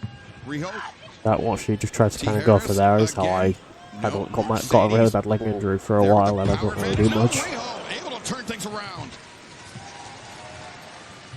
And now Riho on the move. Drop kick. To the face. That drop kick was on point. Riho's looking great tonight, guys. Riho looking for the crucifix bomb. Finds it. 2-0. Mercedes landed right on the back for a head, but that crucifix bomb really well done. Yeah, I kind of wonder, you know, Mercedes is so focused on breaking Ultimo Dragon's record for having the most championships at one time. Ultimo Dragon held 10. Mercedes wants to get to 10 and 11. I wonder if she's looking past Riho. It looks like she hasn't come in as prepared as she normally does for a match like this. I agree with your observation, Brian. I think you might be right about that. Yeah, I mean, this is the most sustained offense we've seen Mercedes Moné absorb in a very, very long time. That was smart of Mercedes, though, to get out of bounds. Oh, now Damn, climbing inside the apron. And now just hammering Riho. But Riho got like pulled into the apron. By Mercedes. Crafty. And Mercedes. She's stuffing her under the ring. Oh no, she's back. Okay. Oh my goodness! Wow. The skull of Riho was just bounced off of our announce desk. Yeah, my monitor just went out. Mercedes gonna soar here. Mercedes. Driving Riho into the floor. Mercedes just asked us who's the best now, and it's hard to disagree. And Riho, though, not out of this fight yet. Show my camera if I'll go grab a drink. But Taz, notice Mercedes hanging on, but still a bit slow to capitalize. Yes, but she had a half Nelson in there, and she hung on to it to keep Riho immobilized. Yeah, I was really impressed by that. As soon as Riho kicked out, Mercedes straight away grabbed a hold. Could be a potential rib injury for the champion, the CEO, Mercedes Moné, making her move a step slower here tonight, but she can't afford to move slowly against somebody like Riho, who's got these lightning quick reflexes, and all she needs, Riho, is 3 seconds. Yeah, and she's just very resilient too, Riho. Oh! Mercedes connects with a drop kick. That was a beautiful drop kick. Right on the button. Now the high stack. 2. I mean, watch where Mercedes' boot lands. Check this out on this replay. Right in the throat. Oh, man. Good luck to your esophagus on that. And that's one way to slow down Riho. Inhibit her breathing. And, oh, wait a second, Mercedes. Oh, wow. Think of the pendulum swing. That's exactly what she was thinking. Mercedes Moné, super painful. May as well make it look Super like painful. that text comes I mean, from the my torque camera being off, on your which it does, but it's just shoulders, textured your guide behind my knees, camera. right on So if the I turn it face. off, it just shows. If I turn off my camera, Mercedes turns the corner, it just says covers this. Riho. Well, it's the intensity, the viciousness, and the skill of Mercedes. Hence why she has just a plethora of championships. You're seeing why. This lady's tremendous. Yeah, she's unbelievable. Stepping onto the knees.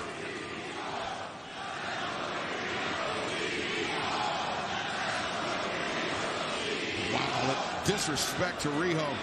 Well, and even in doing that, she's putting a lot of pressure on Riho's knees. Brian, you referenced Ultimo Dragon in the octuple J crown. Here's Well, look, that's painful. shout out to one of Dragon's greatest rivals, Jushin Thunder Liger, here with the Romero special, the flying surfboard. But oh, look at this, Riho Oh, what's she doing? escapes, and now Riho attacking the knee, guys. The hammer. She wants that single leg crab. Does Riho? Trying to wear out that knee of the champion.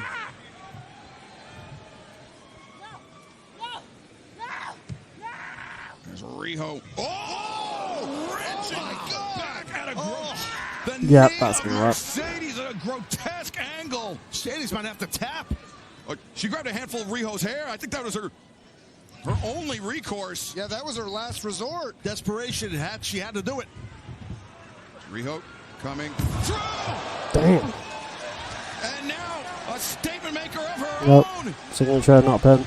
Mercedes Moné. I was going to count, but it's a signature, not pin. Don't tap Or Mercedes a head submission, on. maybe Hook not a pin. leg. Pinner. Riho's got Mercedes in the center of the ring. It's a very long crawl.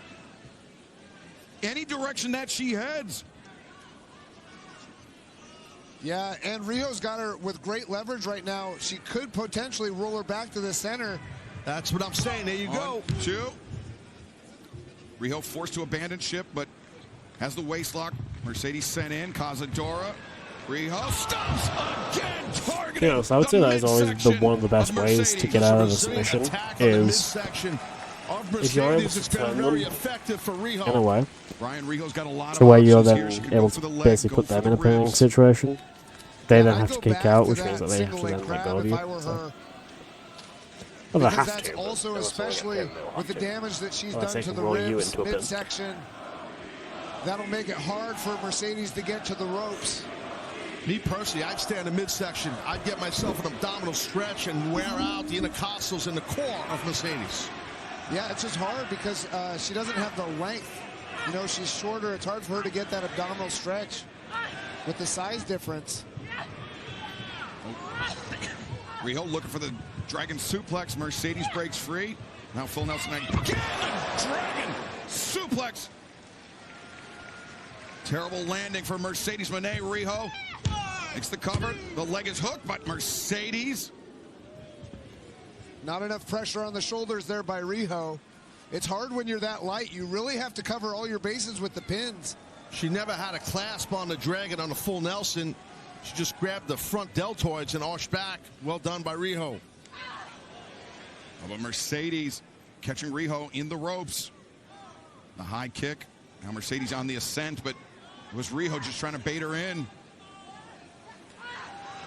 Open hand slap, but I feel like if Riho wins, they might eventually start whittling down her titles. Superplex, and Mercedes hangs on. Pops the hips, turns the corner. There's 2. And 3 from Mercedes now, maybe 4. Good That's not explosion looking great. on all those suplexes by Monet.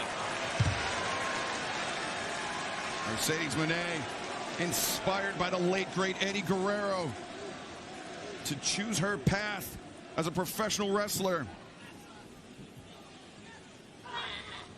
And now Mercedes hammering down with the boot on the ascent. Could be Mercedes' chance to deliver foot stomps here. Yeah, I'm interested to see what Mercedes is going to go for here. Oh, the frog splash. But the knees were up by Riho. Yeah, also Riho's placement, she was really close to the turnbuckle. And Tails, once again, a potential rib injury coming into play, especially with the knees coming up from Riho. Absolutely. Tough to breathe when that happens, but Mercedes is furious that she got a little overzealous, crashed and burned there. Mercedes hung up in the corner. The headbutt by Riho, nice. After the miss, and Riho on the climb. Gets her footing on the top, and Riho. Foot stomps Mercedes. In serious trouble here. Yeah, Riho has made excellent use of the foot stomp in this match. On the cover. A new champ, maybe. Mercedes Monet remains champion for the moment at least. Riho, though, with the upper hand in this TBS Championship contest. Yeah, Riho is wrestling a great match.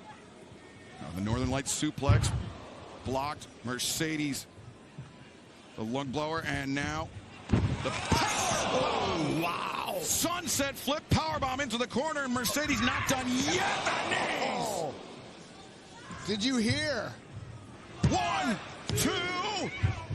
Riho able to kick out. Yeah, you can just hear Riho's head just hit the back of that turnbuckle. Well, you can see the frustration in the face of the champion, but this is to your point, Danielson. Tough shot to the back of the head there. And then followed up right here. Yeah. Oh, my God. The frustration on the face turned to rage and anger on Monet. Yeah, the momentum has shifted here in favor of the champion. But Mercedes not moving with a tremendous sense of urgency, Brian. Well, I don't think it's that. I think it's all the work that Riho's done on her midsection. I think it's hard. Mercedes usually has an endless gas tank, but I kind of wonder if all that work with those double foot stomps is making it hard for Mercedes. Mercedes, oh! Oh! Riho reverses, and Mercedes into that single leg crab. She's bent her in half. Close to the ropes is Mercedes. Got to get that hand under or on the rope. A tremendous amount of torque on the knee of Mercedes now. Fuck. Oh no, Mercedes. Rope break. Grabbing Fuck. the bottom rope, forcing the break. Excellent match sense by the champion to break that hold. And unfortunate circumstances for Riho, because it's not like she placed her there. She was countering that double knees that Mercedes does. 119 Just a little too close to the ropes for the challenger. It's easy to armchair quarterback from here and say Riho should have dragged it to the middle first, but you're in mid-motion of an attack. I don't blame Riho for what she did. Yeah, and also strength isn't a big part of Riho's game. And pulling out Mercedes to the center would have been, would have taken a lot of energy. Mercedes, nobody home for her, but able to roll through. Riho, German suplex. 1, 2. Mercedes able to kick out, but Riho now. Taz, you're a suplex master. I was really impressed with the bridge on that German. I totally agree with you, man. It was excellent. Oh, wait, watch this. Body pinning predicament. It wasn't just the bridge, it was the technique, man. That Riho hit the Yeah, throw. Canada show started. Going So Northern Lights if anyone here, wants to watch that, it's on my Suplex, YouTube. 1, 2. And it's just going to go Super for 2 flexible hours spine till with that type really of starts bridge. at And midnight. that suplex test not only Well, Wrestlepalooza starts at affects midnight. the AEW's ribs started from like hitting an the hour mat ago. on the back, but then the Riho shoulders. An hour and a half, 2 hours ago. Hey, what's this? Oh, wait, referee Stefan Smith. I just had a- grabbed by Mercedes. Oh, gouge in the eyes. The eyes. Ref never saw it. Ref never saw it. Oh, God. And now Mercedes. Oh, my God. The lung blower. And the referee missed the gouge of the eyes. Now the I don't know. Moneymaker, perhaps? Yes, it is Moneymaker! 1, 2, 3.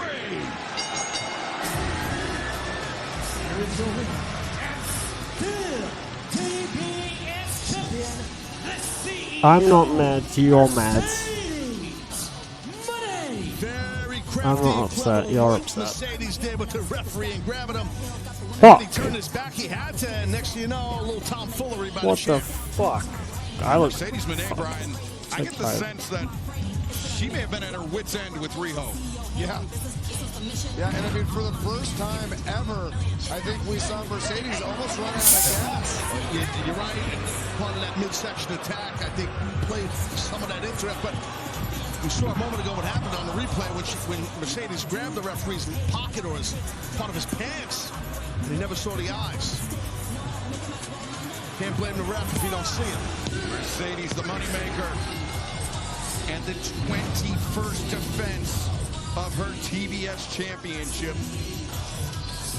Who will be able to stop the reign of the CEO?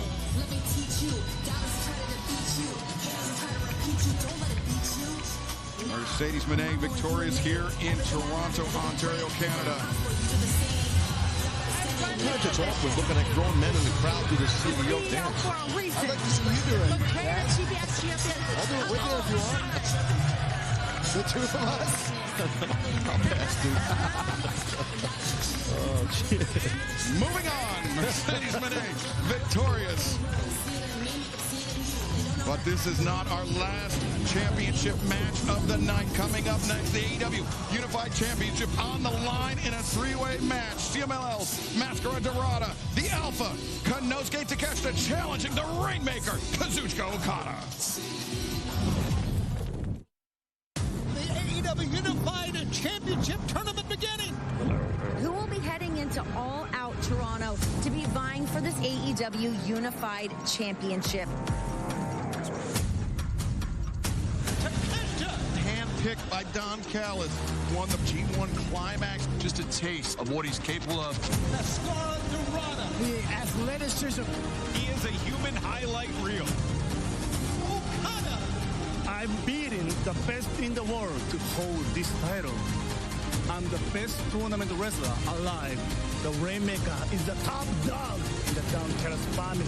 Don come out with Okada when Takeshita is also going to be in the match. Whoa, whoa! Dorada, Takeshita, Okada. This is a match that could have global implications. Whatever it takes. Bitch.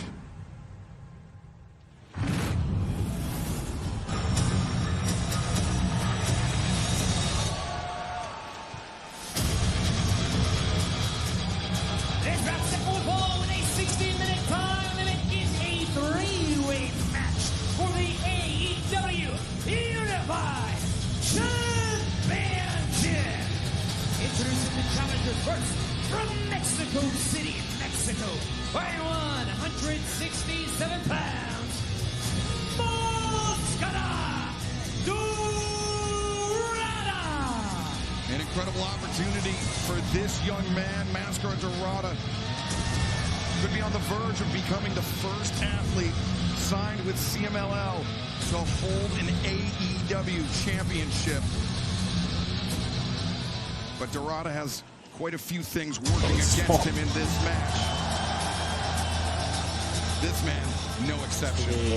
AEW Unified Championship. Weighing 232 pounds, the Alpha Konosuke Takeshita. And this is an AEW Unified Championship match. That means continental rules, no outside interference, and that means, unfortunately for us, Don Callis has joined us at the desk as a broadcaster. Happy to be here. I think our odds of retaining are pretty good in this match. I'm not gonna lie. I'm probably gonna say Don Callis joining us at the desk, and I I don't mind who wins at this one. I'll accept that. Of the participants in this match contracted to the Don Callis family. Call it Moneyball. I put the odds in my versus favor. Kazuchika Okada. Sometimes 1 + 1 = 6. Yeah. Okay. Sorry, no. Konosuke Takeshita. Because the champion is Kazuchika Okada. So.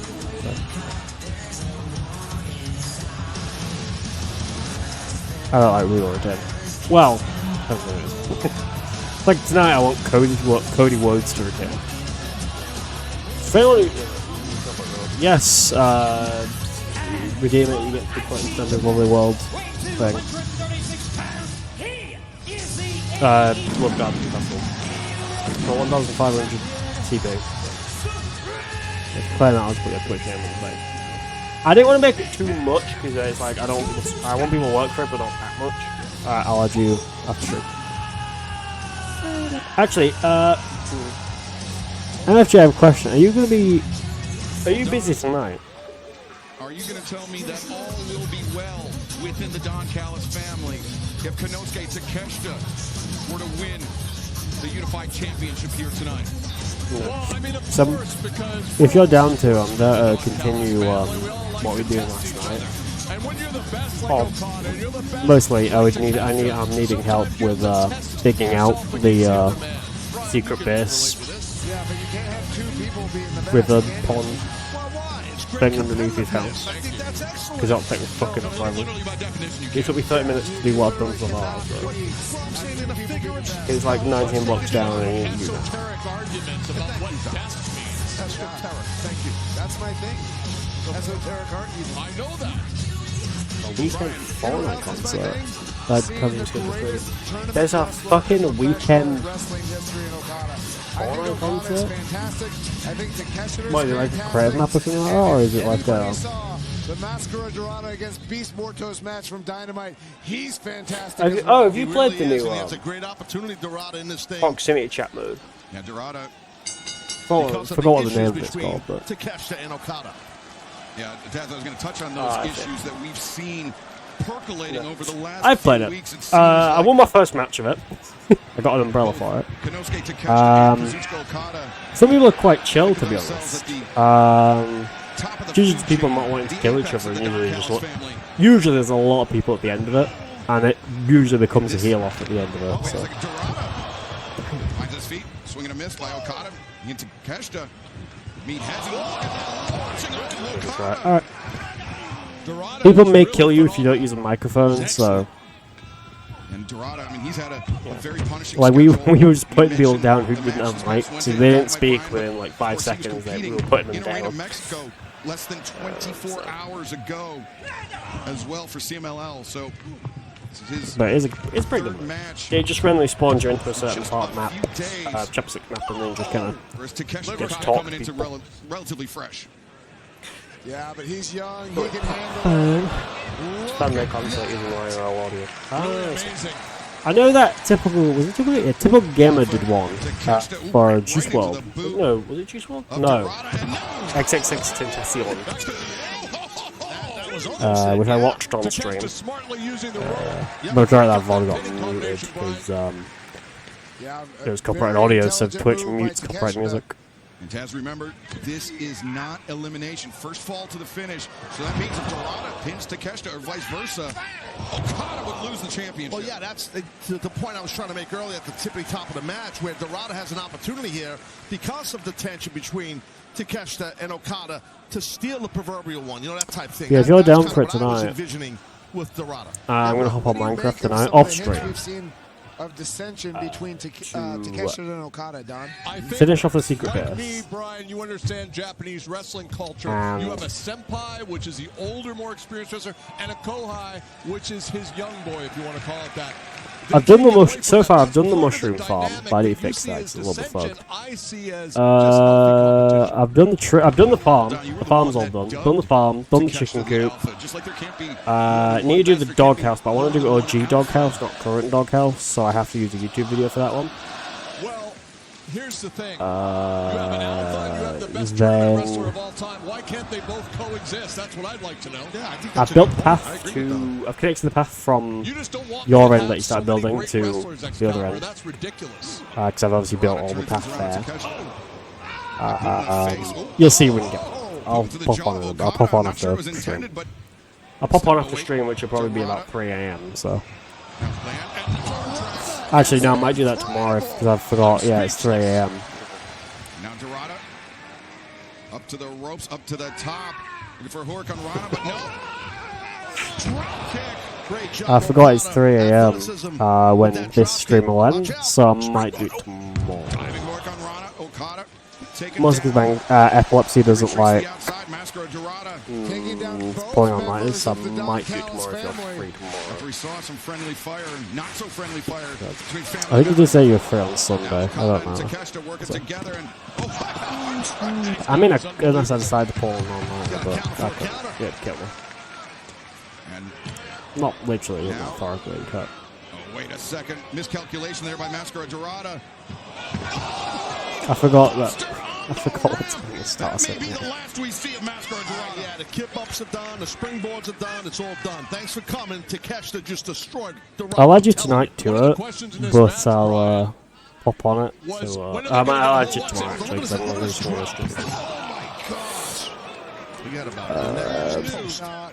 I should remember. Holy cow. We knew eventually my men would get a hold of him and slow him down, and now the real match begins, in my opinion. And it's smart of Takeshita to get him in the ring instead of leaving him on the ramp, meaning Dorada, and work on his neck. Yeah, because I'm going to stream at 3 AM, so. Takeshita's got to watch out for Okada. I mean, I think he should have pressed the advantage. WrestlePalooza starts at midnight and ends at 3 AM. But you're not going to finish the match with that against Mascara Dorada. Would you agree, Brian, that Okada is one of the smartest wrestlers you've ever seen in your career? Yes, 100%. If not the smartest wrestler very I've ever seen in my career. Kazuchika Okada, as we've said, greatest tournament wrestler alive, 4 G1 Climax wins. Oh! And he just got rocked by Takeshita. I want Pringles, so I'm going to have them now. And I think that was a smile on the face of Takeshita, yeah. Yeah, Takeshita enjoyed Why the fuck that. is this so long? What, AEW? It only started like... But Okada, 4 G1 Climax wins, Continental Classic victory last year. 2 hours ago. Takeshita. It's almost over. There's like a few matches left. Just weeks ago, Don. Yeah, I'd like to see Takeshita in the Continental Classic. I'm assuming Edge and Christian are probably the main event, unless it's... Takeshita had a tremendous run in the G1 this year. Very impressive. We're all very happy for him. Was Okada happy? Yeah, of course. It's wrestling. Wrestling goes on for 4 hours. What's on the brakes? And T. Harris. Because AEW... out of the Blue Thunder Bomb. Did 11, midnight, sometime on. And then WrestlePalooza starts at midnight, so 3 AM. Dorada very resilient. That's his wrestling is like usually 3 hours. That might be 2 hours long. Look at that. Sweeps up the legs. Works smarter, not harder by the Rainmaker, Kazuchika Okada. Excellent. I know it's got no ads because only Raw and SmackDown events. Okada, who began his professional career training in Mexico, competing against luchadors, gives him a very unique advantage in this match, I think, Taz. Yeah, no, absolutely it does. His poise is always on point, meaning Okada now, nice neck breaker there. Going after the neck after that nasty brain buster on the ramp by Takeshita on Dorado. There's a Dak Puck concert. It's not fun. Is there not? I mean, is it not fun though? See, in these 3 actually, is it like Fortnite official? Okada going to mask. Yeah, rip his mask off. Warfare here, guys. I like it. Rip his mask off. If he rips his mask off, I'm ripping Excalibur's mask off. Please don't. Remember the Continental rules, there is no prohibition against tearing the mask off. Okada would be within his rights to do so. But now... Okada just toying with Mascara Dorada. Yeah, showed him no respect. I don't think that's a smart game plan. You notice, Brian, it amazes me about Okada, no matter how long into the match, he's never breathing that heavy. No. Incredible pacing, great shape. He also always breathes through his nose when he's wrestling, which is DDT, Dorada. Which is often hard deep into a match. Spike the cover. Oh, this is going to get interesting. gouging the eyes. Is that going to Does anyone else remember when they eat Pringles as they used to? Well, I guess we're going to find out, Brian. I mean, listen, these guys are competitors. Okada, snapmare on the move. Oh, Nice job there, Okada. kick. Really came in hot right there, blasting the side of the skull of Dorada. Yeah, one of the great things about Okada is the way he changes pace. Now the cover made. Leg is hooked. Dorada able to kick out, but The Zen-like calmness of Okada. Yeah, still barely breathing. yeah, his resting heart rate for Okada is extremely low. He has such high cardiovascular efficiency. And we saw earlier that Okada spent some time on the floor, let Takeshita do damage to Dorada, and now we're seeing Okada taking advantage of that rest that he got, pouring on the offense. But maybe Takeshita is doing the same thing. It could be. I've got gym I tomorrow. just looked off our monitor to the right, and we saw Takeshita trying to blink out. I think he had poured some water in his eyes after that gouge from Okada. He's not resting. He's hurt. He's got banged up. That's what he's doing on the outside. Beautiful tornado into an arm drag, but now Takeshita springs into action. The bypass. Nope. Dorada drop kick. Oh. Now Dorada on the move. The pace quickens as T. Harris. Great job. Dorada very explosive. He's going to come in here, boys. Be careful. Oh, maybe not. Tornado over the top for Okada. And Dorada now on the I didn't really move. receive any, to be honest. Tornado takes down Takeshita. Those are just people being cringe. Tell you, Dorada's special. And the Toronto crowd getting behind him.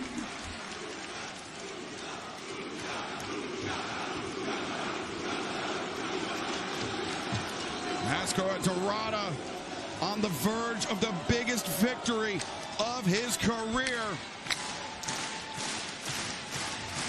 Is he able to capitalize? Is he able to defeat the greatest tournament wrestler of all time?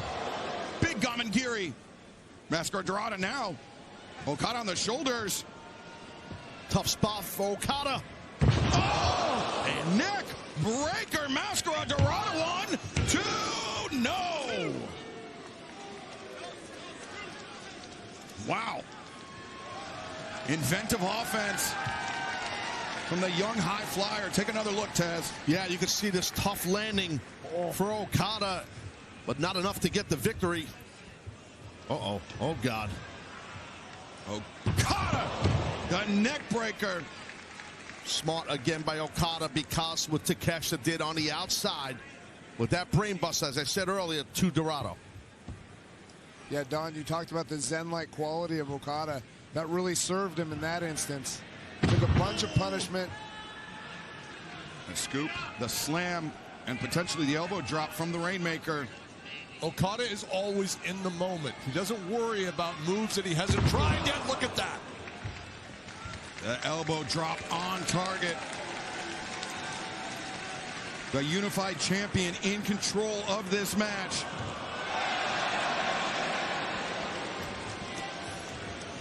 He's got a long middle finger. Big hands. Okada able to avoid the contact from Takeshita. Now Takeshita into the ropes. Well scouted. The Alpha able to avoid the drop kick. Now Takeshita, Blue Thunder. Okada lands behind. Didn't do it. And rolling out, no. Instead, Rain. Make it, no. Takeshita. And Takeshita stuck him with that Blue Thunder bomb. But how tough is Okada on that kick out? That weight distribution just a little off, Brian, enough to kick out. Yeah, oftentimes you'll see Takeshita using both legs to cover the shoulders when he does the Blue Thunder bomb. He wasn't able to get it there. Okada down. Takeshita, he could sense Mascara Dorada coming into this match, looking for that power drive knee, but instead, out of the ring thrust kick. Oh, Takeshita. Takeshita ate that thrust kick for lunch, sends Dorada in, and now, destroyer! Oh, boy. Takeshita got stuck, and Neck bent to the side. That was ugly. The neck definitely bent, but the shoulder of Takeshita, I believe it was his left shoulder, really hit the mat extremely hard. a brutal landing. But now Mascara Dorada to the top, could be thinking for 50. Yes, he is. 1, 2. No, Okada brings Dorada out to the floor, and so smart, so smart. The spine of Mascara Dorada sent into the barricade. But Brian, I think Takeshita may be right for the picking here. Yeah, I think so. To drop that big elbow. No, Takeshita up to his feet. Right hand thrown into the jaw of the champion. I forgot. So they do a Takeshi's marathon. neck is doing that twisted angle on his neck from that destroyer from Mascara Dorada. Takeshita may have been looking for that avalanche. Let's make a marathon. Okada went to the eyes again. Again, he did. But meanwhile, what is this now? Mascara Dorada with my goodness. come on, all three men on the top rope.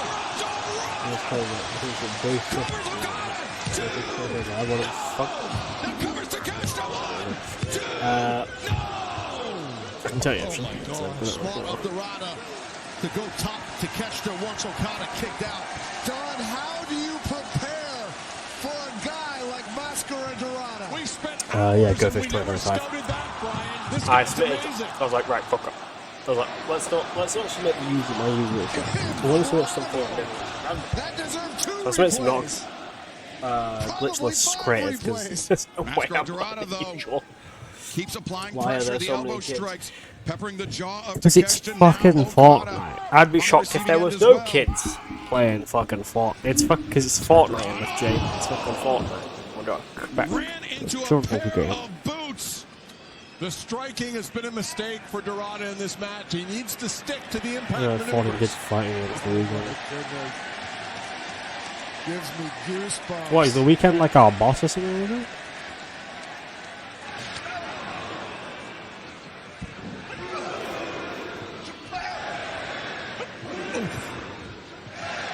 No. I think Takeshita might be the heavier hitter. Yeah, I think so. Well, especially when it comes to the elbows. Yes. Okada. Which one are you using? Using like the one with the body armor, or using the red suit? Okada drops to his knees.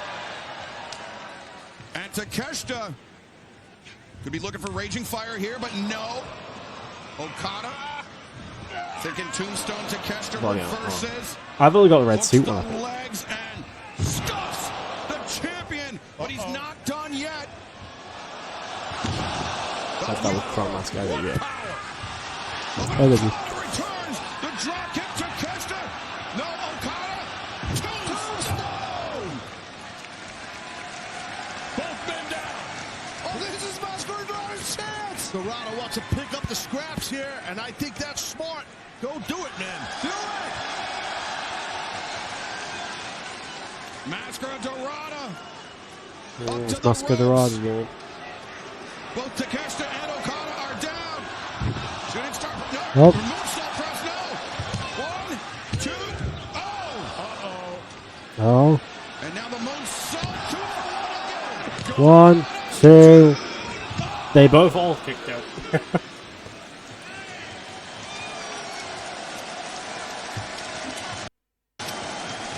Mascara Dorada is wrestling an incredible match against 2 of the greatest professional wrestlers Japan has ever produced.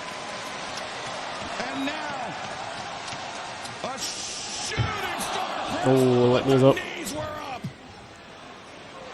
Takeshita looking to take advantage. Oh, God, what a landing. Oh, look at the knee. I think he's got him if he wants him. I don't think Takeshita wants to beat Dorada. He wants to beat the Rainmaker. He caught it. No, he's caught him. Okada intercepted the knee.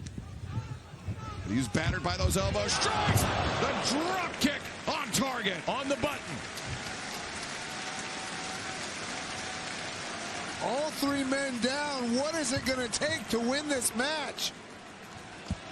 I don't know, Brian. I might have, if I'm Takeshita, I might have just done a Dorado there. I don't know why he went for Okada. You know why? He wants to beat his senpai. Don't make business personal. That's what I tell these guys.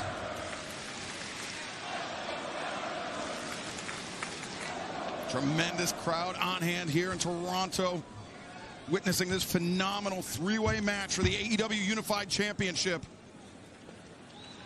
And Taz, at this point of the match, I think it's anybody's game. Definitely is. Even Steven, right across, right down the middle.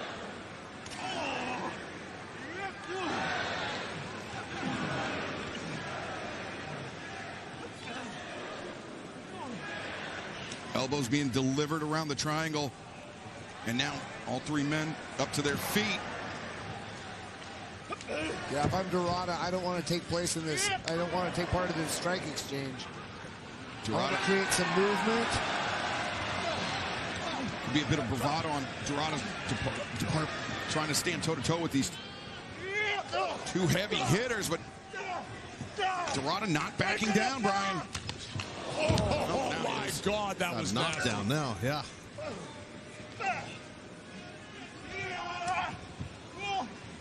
Rainmaker. No. Whoa. Boot into the jaw of Dorada. Look at the power! Oh my goodness! Caught a land on his head. Oh, but Dorada landed on his feet. Now popped up. There comes Dorada. He's gone. He's got it. Oh, beautiful pin attempt by Mascara Dorada. I thought he had Takeshita. Okada intercepted the boot of Dorada, but Dorada came around the corner to Enziguri. And now Mascara Dorada gets his footing and DDT on the apron. Yeah, I've got the submissions to my mouth on close in it's good or like submissions into wrestling, definitely. Takeshita playing possum, very intelligent by Takeshita. Though that may be up slightly, maybe so 20. Heavy breathing from Mascara Dorada. His chest was pumping after all that oxygen driven out of his. And I'll probably push the schedule real as well. Takeshita hands on. Raging fire, no! Went for a small package, but nice counter by Takeshita. Raging fire! Takeshita hung on. He planted him, but no, Okada. Rainmaker, no! Elbow, yes! Oh, didn't do it. Don't worry, George Clark on Strickland. Takeshita on the move. This is well, fucking, what's his name? Thing was on Strickland. Jack Maynard was on Strickland. And he's just brother of Conor Maynard.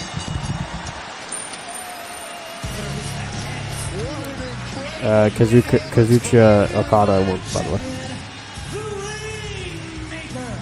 You not remember when Jack Maynard was on Strickland? They like having YouTubers on TV shows. Why is it airing?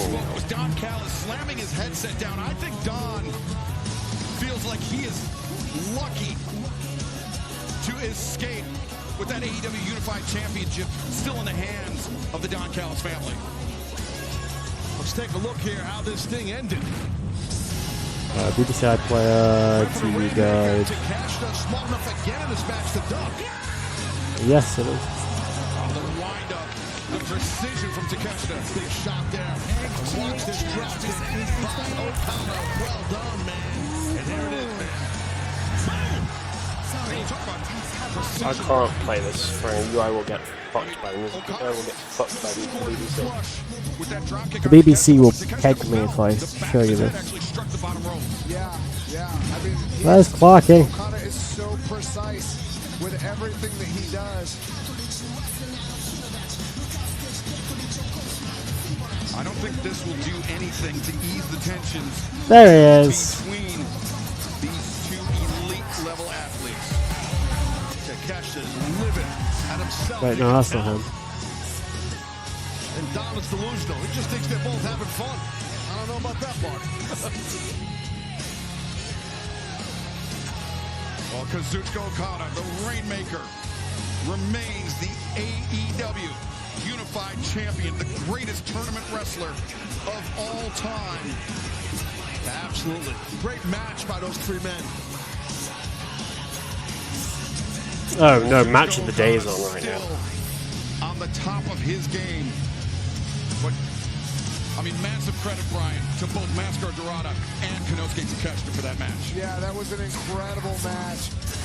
Great performance by Mascara Dorada, especially after coming all the way from Mexico City from last night. But Okada, he remains the unified champion, but fans, now for something completely different from the AEW. The match of the day just where they talk about yeah, they talk about football matches. From the Rainmaker. Football matches. We turn our attention next to the coffin match, Brian. You spoke to Darby Allin this past Wednesday night at Dynamite. He asked you to not get involved no matter what happens. What's his name? I gave him my word, and my word means a lot to me, and I promised him I would not get involved in this match. I will stay true to my word. And you were hesitant on Wednesday night to share what you whispered to Darby Allin. If you rethought that at all, could you tell us and the fans at home? I'm not saying a thing. All right, tight-lipped, but coming up next, it is the coffin match. Darby Allin has vowed to take everything from Jon Moxley. Is tonight the night that he does so? We are just moments away from finding Jon out. Moxley, you may know him from when he was in WWE as No one has more reverence for Darby Allin than me. Nobody loves Darby Allin like I do. You said Bryan Danielson was a brother to you. He was family. What did you do to Bryan Danielson? Bryan Danielson, Darby Allin is a problem. He had to get taken off the board, and he needs to go away. Top of the world, Mount Everest, Jon Moxley. Dean Ambrose, that's the one. Take everything from you. When he was in WWE, he was called Dean Ambrose, and then he Jon Moxley. You know, I looked up to you, John. Why? Because you weren't this ego-driven wrestler that never wants to be out of the spotlight. The moment you turn your back on Danielson, my trust for you was broken, and I wanted to be nothing like you. Darby Allin must be destroyed. No other choice. Take everything! No problem. I will solve you. I'm going to put you in the ground. I'm going to put a nail in this whole thing. Coffin match. I'm going to assume the coffin match is just where they Real bad. What I have to do. let him in the coffin and shut it, which is like how WWE had it.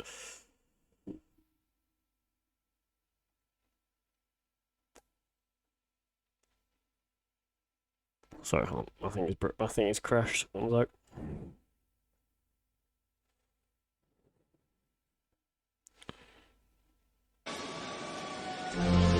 It's alright. I think it's a crash for some reason.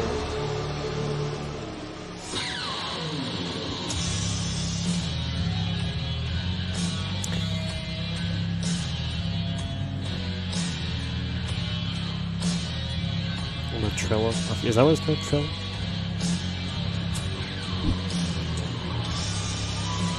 Yeah, Trilla. Oh, is it? Why do I search up the link? It just says Trilla up here. Am I stupid? From Cincinnati, Ohio, weighing 231 pounds,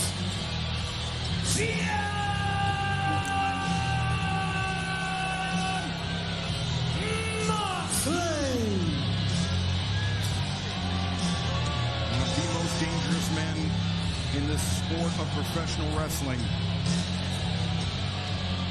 He's technically gifted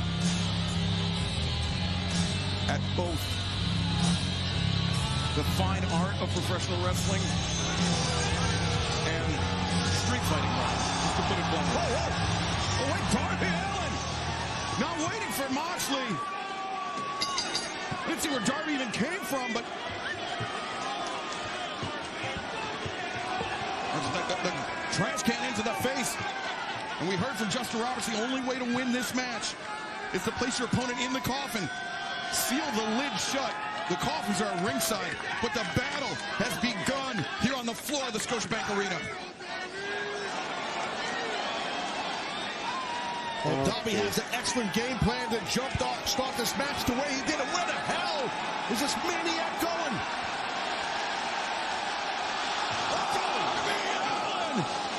Crashing onto Jon Moxley. Darby Allin is fucking insane.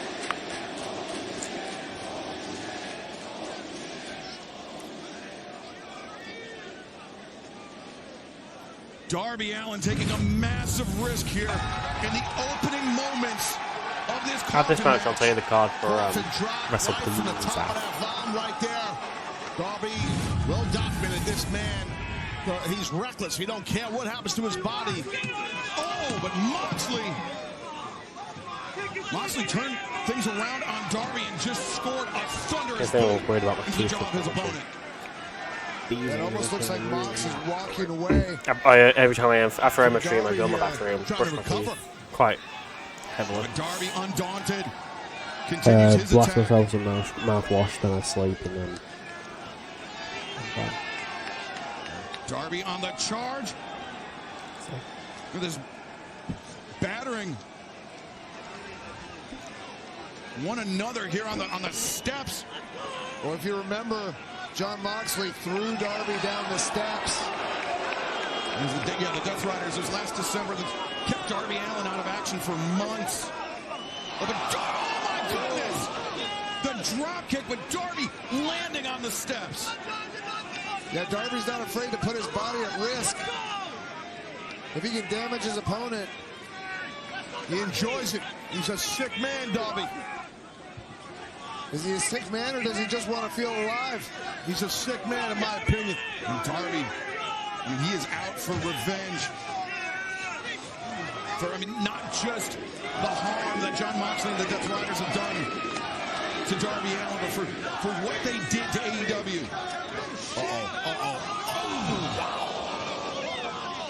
Mox was just right there, one step ahead of Darby, landing real hard. Brutal landing for Darby Allin. A much-needed counter for Moxley. Fans here trying to will Darby Allin on. Jon Moxley, multi-time AEW World Champion. Well, that can be a big problem for Darby if Mox starts throwing strikes and chops and punches and forearms. I don't think Darby's going to win that battle. This guy's not shit. And also a big size advantage for Moxley.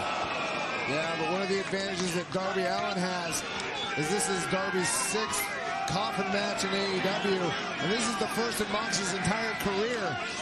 Nails driven from, now, turnabout's fair play by Mox. Mox is sending Darby over the barricade into the ringside area for the first time of this match. That's where these coffins are. Two coffins placed around the ring, and now Darby going after the ear of Jon Moxley, but Moxley digging in his pocket. Yeah, little something. Darby, a crazed look on his eyes as Moxley. Bite his ear off. This is, jeez. We saw how Moxley, he mutilated that ear of Darby Allin in London last month, and Darby looking to do the same to Moxley here. Yeah, this is not going to be a wrestling match. This is a fight. These guys hate each other. Well, it's more or less a street fight now, just grounding and pounding the face in. Darby is on Mox. Taz in a straight-up street fight. Do you think Jon Moxley has the advantage? I would normally think he does, but Darby is just so resilient and can take so much punishment. I learned that during when we had Team Taz and dealing with this guy. He was insane and tough to topple. There's some blood somewhere, and I see blood. I don't know if Darby's got ear bleeding or John does. Moxley sends Darby See the blood on the step. Oh, yeah, there it is. I saw some blood. Damn. Could have bit the earlobe or something. Maybe it's a broken eardrum. It could be anything. He's biting his ear. Yeah, I mean, the one thing, he just pushed down. Darby Allin's trying to be like Evander Holyfield, biting people's ears off. The guy in the coffin and seal it. And sealing it. Marina Shafir at ringside. Check, I don't know about boxing knowledge. Neither of these guys are scared of the sight of their own blood. Yeah, how heavy that coffin is when Mox just thumped it on the floor. Listen to this. Well, I don't know what he's going to do with this. I think he wants to stand it up to put him in there. Set up the coffin, but wait a second. Darby the tope, both men landing inside the coffin.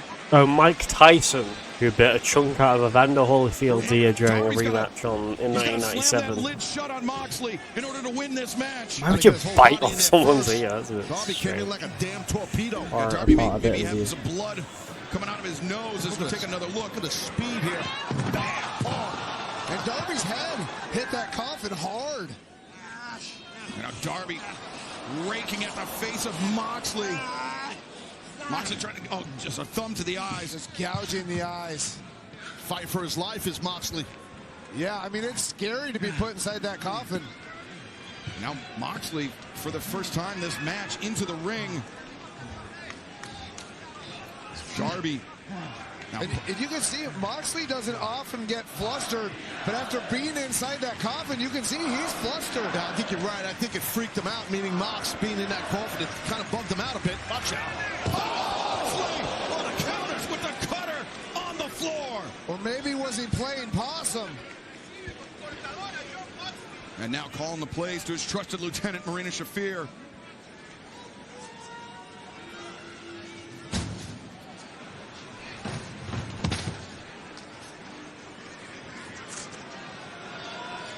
Because Mox just read what we read.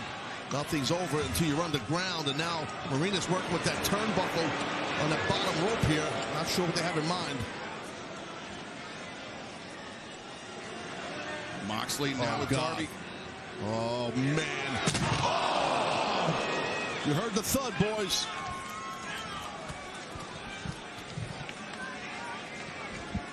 Now John Moxley. Oh, wait a second. Claudio Castagnoli over the barricade. Daniel Garcia. And Wheeler Oh, it's going to go well. Last, of course. Full complement of the Death Riders.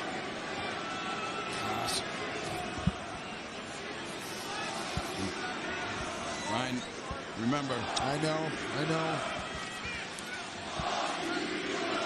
Ryan Danielson cannot get involved in this match. Was specifically asked by Darby Allin not to get involved. Well, Mox has got the whole crew out there, so the end might be near for Darby Allin. I mean, Darby has helped so many people here. That was a fuck up. I'm a little disgusted that nobody's coming out to help him. And you can't. You gave your word, right? So you can't do anything. You know what I mean, Brian? You can't. I feel like Daniel Bryan's going to get involved. Well, Bryan Danielson's going to get involved. This is his last chance. Okay? This is his last fucking chance. I got this.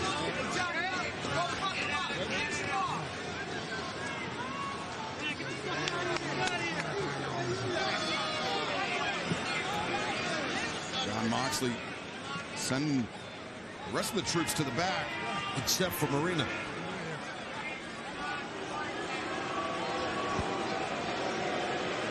Well, I feel like Mox probably thinks he has this thing in hand, and he just might. Yeah, the coffin into the ring. Oh, even Marina's going to the back. Marina to the back. John Moxley. He wants Darby Allin in that coffin. He wants to seal the lid shut in the center of the ring. I mean, disrespect. Oh, my goodness. Oh, they just shattered his fingers.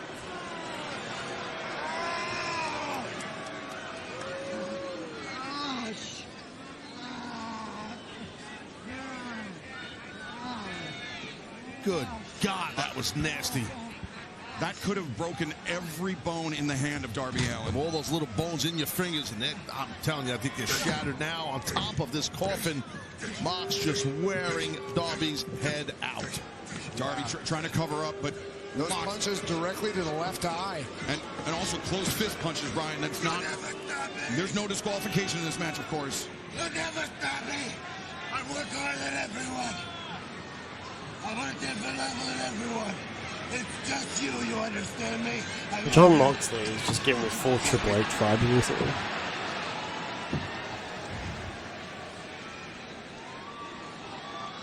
So the bald hair, the beard, close to modern day Triple H now.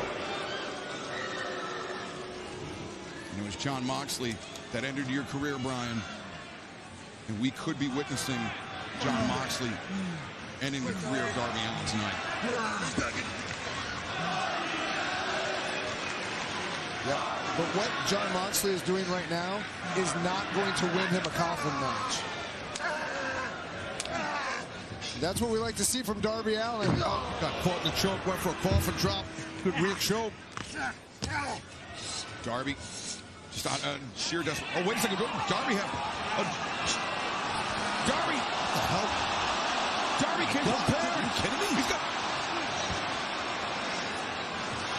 Darby now. Puncturing the head of Moxley repeatedly with a fork after gouging his ear. I'm not sure when Darby planted that. Wait, look at Darby. But Darby, the coffin drop. There you go. Get him, Darby. Moxley looks like he got hit by a car. Look at his head. Instead, he got hit by Darby Allin. And now the momentum shifts back into the relentless, the fearless Darby Allin. You know, I've been trying to be objective, but guess what? Fuck that, guys. Let's go, Darby! Sure. Coffin! Drop on the coffin! Oh, the coffin's bent. Come on, Darby, get him in the coffin! Moxley, covered in his blood, about to be covered in the lid of that coffin. This might be it for Moxley. I mean, what a comeback by Darby. Smashing his fingers. Stop him. Moxley getting what he deserves. And Darby, Scorpion, death drop.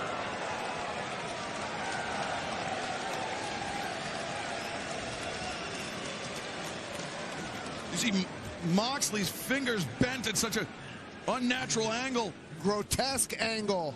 And popping him back into place. Well, those dislocations, you can do that. It hurts when you do it, but you could pop them back in place when you lose some strength. Yeah, even if it's broken, just trying to get it aligned. That's right. And now Darby with a pipe, dude. That's a straight-up pipe. You heard it on the metal steps. Galvanized pipe in the hands of Darby Allin. Is John Moxley still, I think, still incapable of making a fist, but, oh, he's able to throw a boot to the midsection.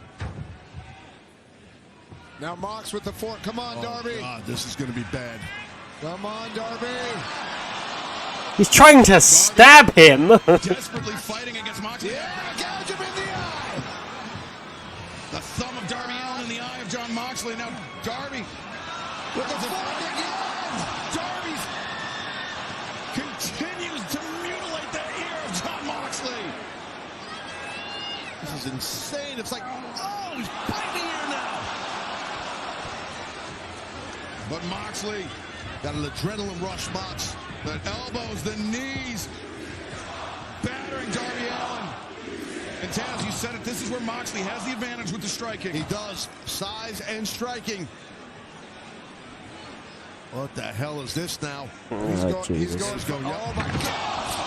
Rider on the coffin. He's got to put him in a coffin, seal the lid, and it's over for Darby. I mean, when you even look at that lid, it's destroyed. Isn't even sealable at this point. Yeah, that's a good point.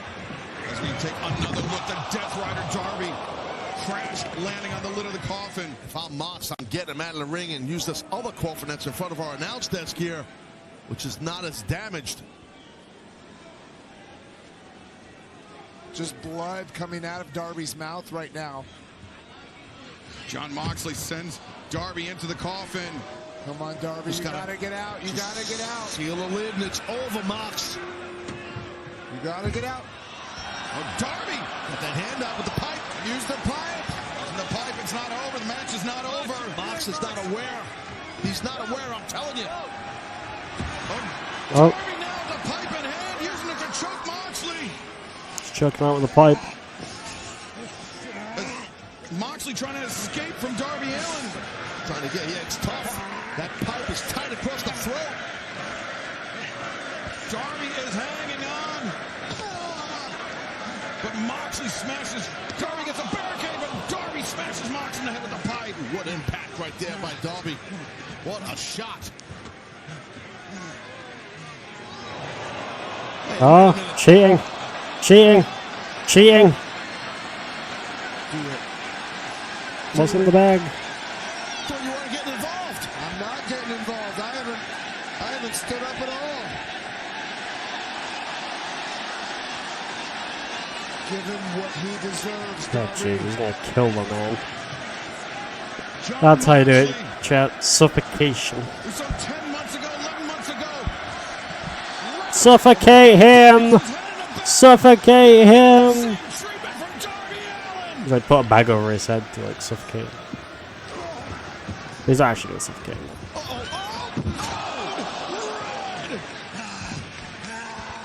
And now do it, Darby, do it!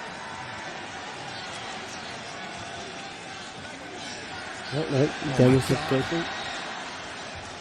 Darby Allin, who vowed to take everything from John Moxley, and now kicking his head in!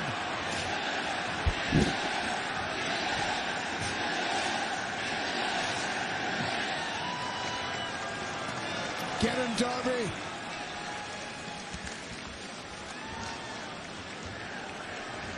John Moxley frees himself from the plastic bag, but he has not freed himself from Darby Allin. Darby Allin still on the attack.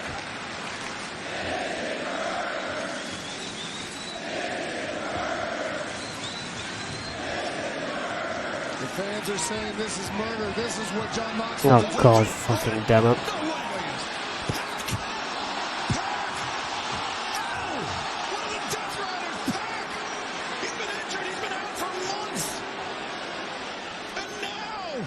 Of course, Pac has to return. Moxley always has an ace in his sleeve. Wow. God damn it. Wow. Oh, no. Oh, God. No. Oh, my God. I wonder if they're going to use that on the coffin. They're going to use it to kill Darby. Just sent Darby Allin over the ropes into the lid of the coffin. Come on, Daniel Bryan. So, involved. Oh, Bryan Danielson, sorry. It's the other way around. Yeah. All but certain. Sealing the victory for John Moxley. I'm thinking this is exactly why Moxley sent the rest of the Death Riders out of the ringside. Is that a body bag? That is a body bag. I mean, that's a body bag. Something that Darby has used a lot on people. Come on, Darby, you gotta get up. And if Darby's in the body bag, I mean, it just makes it doubly tough for him to escape that coffin, to prevent the lid from being sealed shut. After the impact, I mean, I think Darby's definitely done ski here. Yep, he's in the body bag. I'm sorry, Pac zipping up that body bag.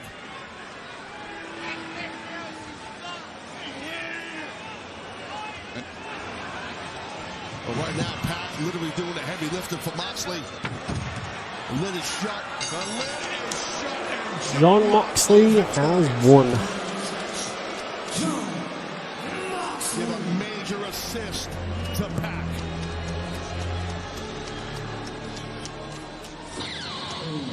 Brian, Pac has been out with injury. We haven't heard anything about his recovery. I can't even believe that he played a role in this match. It never occurred to me, and I'm sure you're in a similar situation. Just disgusting. Well, you see this impact, spine first, right on the coffin, back with that devastating, look at this here. Boom! Forget, I don't care who you are not going to recover from that.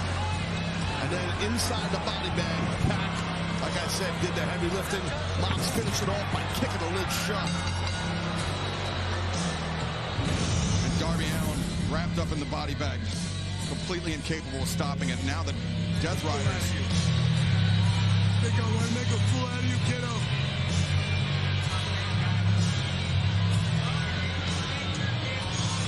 The full complement of the Death Riders. Now that Pac has returned with Darby Allin in the body bag, in the coffin. And oh, man.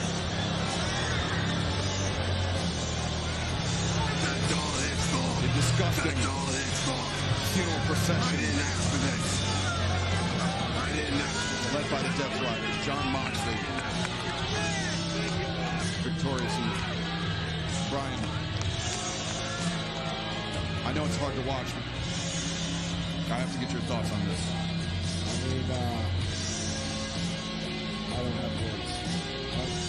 I didn't get involved. And Taz, I mean, the return of Pac, yeah, shocked everyone. I mean, shocked everyone, but also now means the Death Riders having added Daniel Garcia and now Pac back. I mean, they got numbers, nasty numbers. Maybe more dangerous than ever. Yeah, you got to tip your cap to them. This is the gateway for those who seek more. This is about me and my legacy. A vision of greatness yet to come. I will not rest until I have taken everything. Step through this gateway and live this wrestle dream. An AEW pay-per-view event. Live Saturday, October 18th from Chaffetz Arena in St. Louis. Tickets on sale now at AEWTIX.com.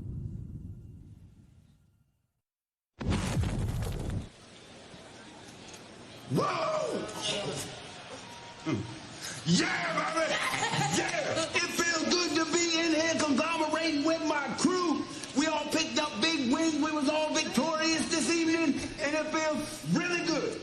I got that piece of garbage MJF behind me, so now it's time to look forward in front of me, if you will. And you know what I see? I see another man who has been a bit of a thorn in my ass. Woo! And that's you, Don Callis.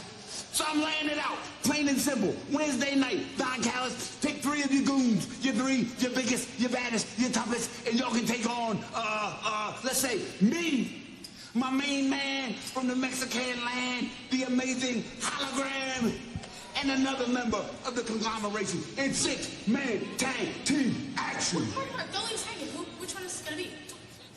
I'm glad you asked that, Widow. Hey, Kyle. Is he ready to come back? He says, whatever.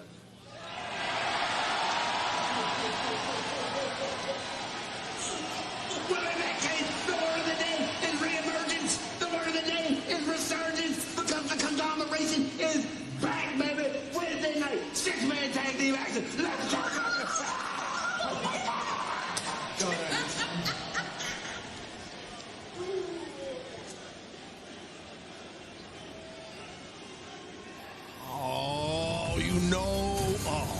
He's not coming back, is he? And I have to tune into Dynamite this Wednesday night live on TBS and HBO Max to find out a resurgent conglomeration about to descend on Pittsburgh, Pennsylvania.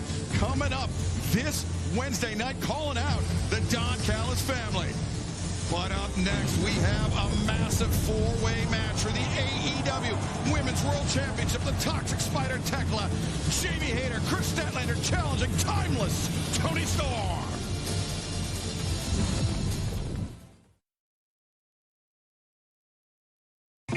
I am Tony Storm, the director of the motion picture you're about to see. AEW Women's World Champion. I remain a woman in search of her murder. Timeless Tony. queen on the silver screen. The reign may be endless. Every woman with a pulse, step up. Every month, the risks get more reckless. Do you want to get nuts? And now she's hired 3 ladies on the hunt for her most prized possession. Time up, you'll take the Let's Tango! The British Brute, seeking redemption for years against all those who took that belt from her hands. The specimen from outer space, whose broken friendships left her lost at a moral fork in the road. And the Austrian Spider.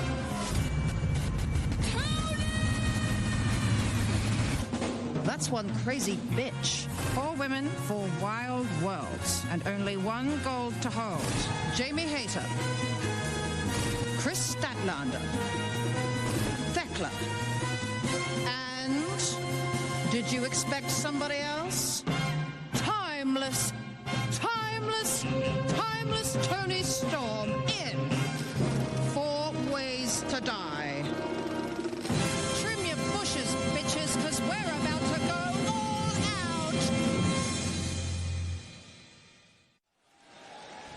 out. No, I'm not gonna lie to you, I'm never a little bit of Tony Storm fan. That fucking character just annoys the fuck out of me.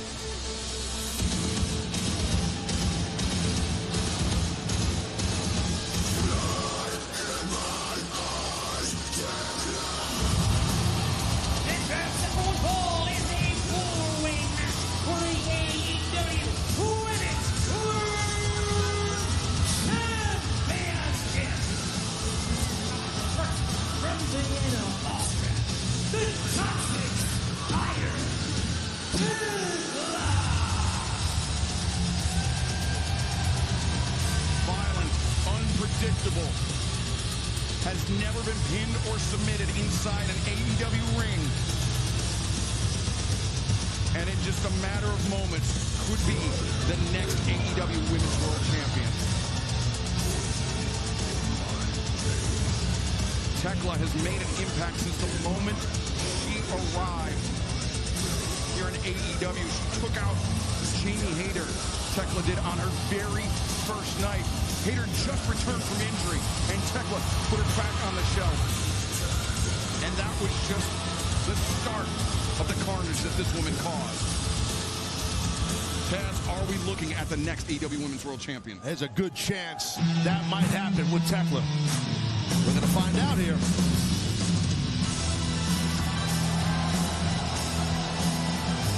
From Long Island, New York,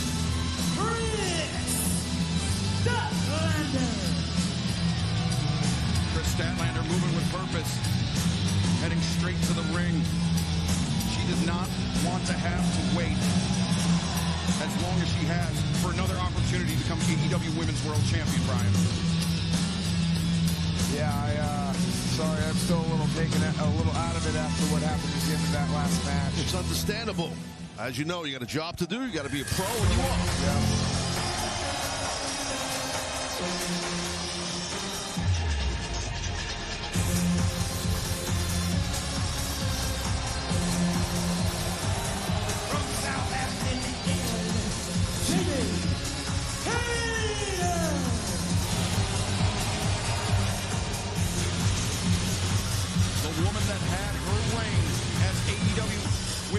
Champion ended by Tony Storm.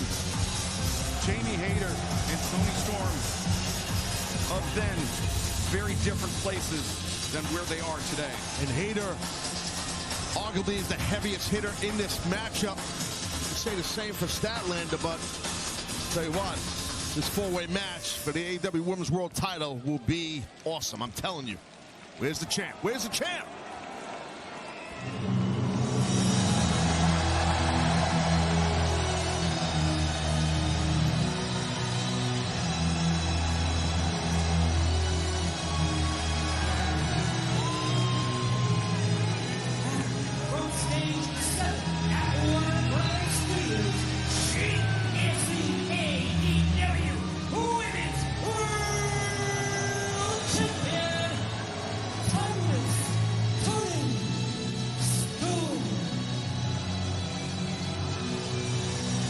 The most prolific, the most dominant champion in the history of the title. Timeless Toni Storm called for this match, Brian. She asked for 3 other women to step up, putting herself, Toni Storm, and her title in tremendous jeopardy in a 4-way match. Yeah, I have a lot of respect for Toni Storm. She wants to push herself to the utmost limit. She even mentioned on Wednesday that she could see that there was a real chance of her losing the championship. Oh, wait a second, Wheeler Yuta. Wow, yeah, that friendship always in the ear. We got to get this guy out of here. Come on. Yuta. He's a waste of space. We've seen Yuta whispering, chirping in the ear of Chris Statlander. Statlander. I don't think Statlander needs any motivation. I mean, seriously, like, she knows she's got an opportunity in the championship here. Yeah, and this is her first chance in over 4 years at the AEW Women's World Championship. You know she's chomping at the bit, and here we go. Remember the last time that Chris Statlander had a shot at the AEW Women's World Championship? Wheeler Yuta was by her side. Wait a second now. Action spilling out of the ring. Tekla. Right in front of our broadcast position, but Toni Storm, Jamie Hayter. I mean, Tekla's undefeated. She's never had an opportunity at the title, so... Well, watch out. Wow. Statlander, big drop kick. Takes Tekla off her feet. And now, the powerhouses, the heavy hitters of this match. Chris Statlander, Jamie Hayter teeing off on one another. Maybe I spoke too soon about Jamie being the heavy hitter. Power slam. Power slam. Statlander makes the first pinfall attempt of the match. Jamie Hayter. Under 1 hour till Wrestlepalooza. The match has to be won inside the ring. Statlander. What is Statlander going to do? Who she's going to go? Weighing her options. Oh, but Tekla. Smart by Tekla. A hip attack sends the Toxic Spider to the floor. There's Statlander. Backdrop, and then Statlander. The moonsault on the floor. Takes out Hayter on the outside. Oh, but Toni Storm, DDT. Oh, Tekla from behind. All 4 ladies down on the outside here for the big prize here, AEW Women's World Championship. And Tekla now with the advantage. Crashing into the pile and sending Hayter crashing into the barricade. Tekla showing a lot of intensity. Yeah, for me, Tekla's the real dark horse here. I think you might be right. Yeah, the others have so much history with each other. They may get caught up in all those emotional issues. Look at that. But Tekla has none of that. On the ramp. I mean, Tekla, she's just seemingly out for blood, and she doesn't care who she spills. Jamie Hayter's included. Remember, Hayter put Tekla on the shelf, so she's got a lot. I'm sorry, versa. Tekla, vice versa, yes. A lot of hate, you know, for Hayter. So she's got... Yeah, I think she just did that to make a statement more than any sort of hatred for Jamie Hayter. Yeah, I mean, what better way... Belt off here. Hold on, look at this guy. She's taking a belt off. Oh! What better way for Tekla to announce her arrival in AEW than by taking out a former AEW Women's World Champion who she is just lashing with that leather belt. Yeah, and in these 4-way matches, it's no disqualification. All those strap shots, they hurt. Yeah, that's leather, man. That'll rip your skin up. Yeah, I have experience in strap matches at All Out. Oh, but Jamie Hayter from behind using that handkerchief. And Tekla in desperation mode here, trying to escape the grip of Jamie Hayter. And Hayter is powerful as heck, so right there, Tekla showing a lot of it. What a forearm, wow. Yeah, elbow right to the jaw.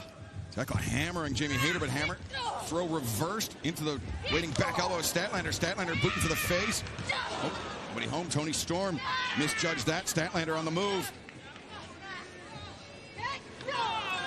Statlander, big elbow strike as Toni Storm up on the top. Just fist into the small of the back of Hayter. Got to leave her feet to get good impact.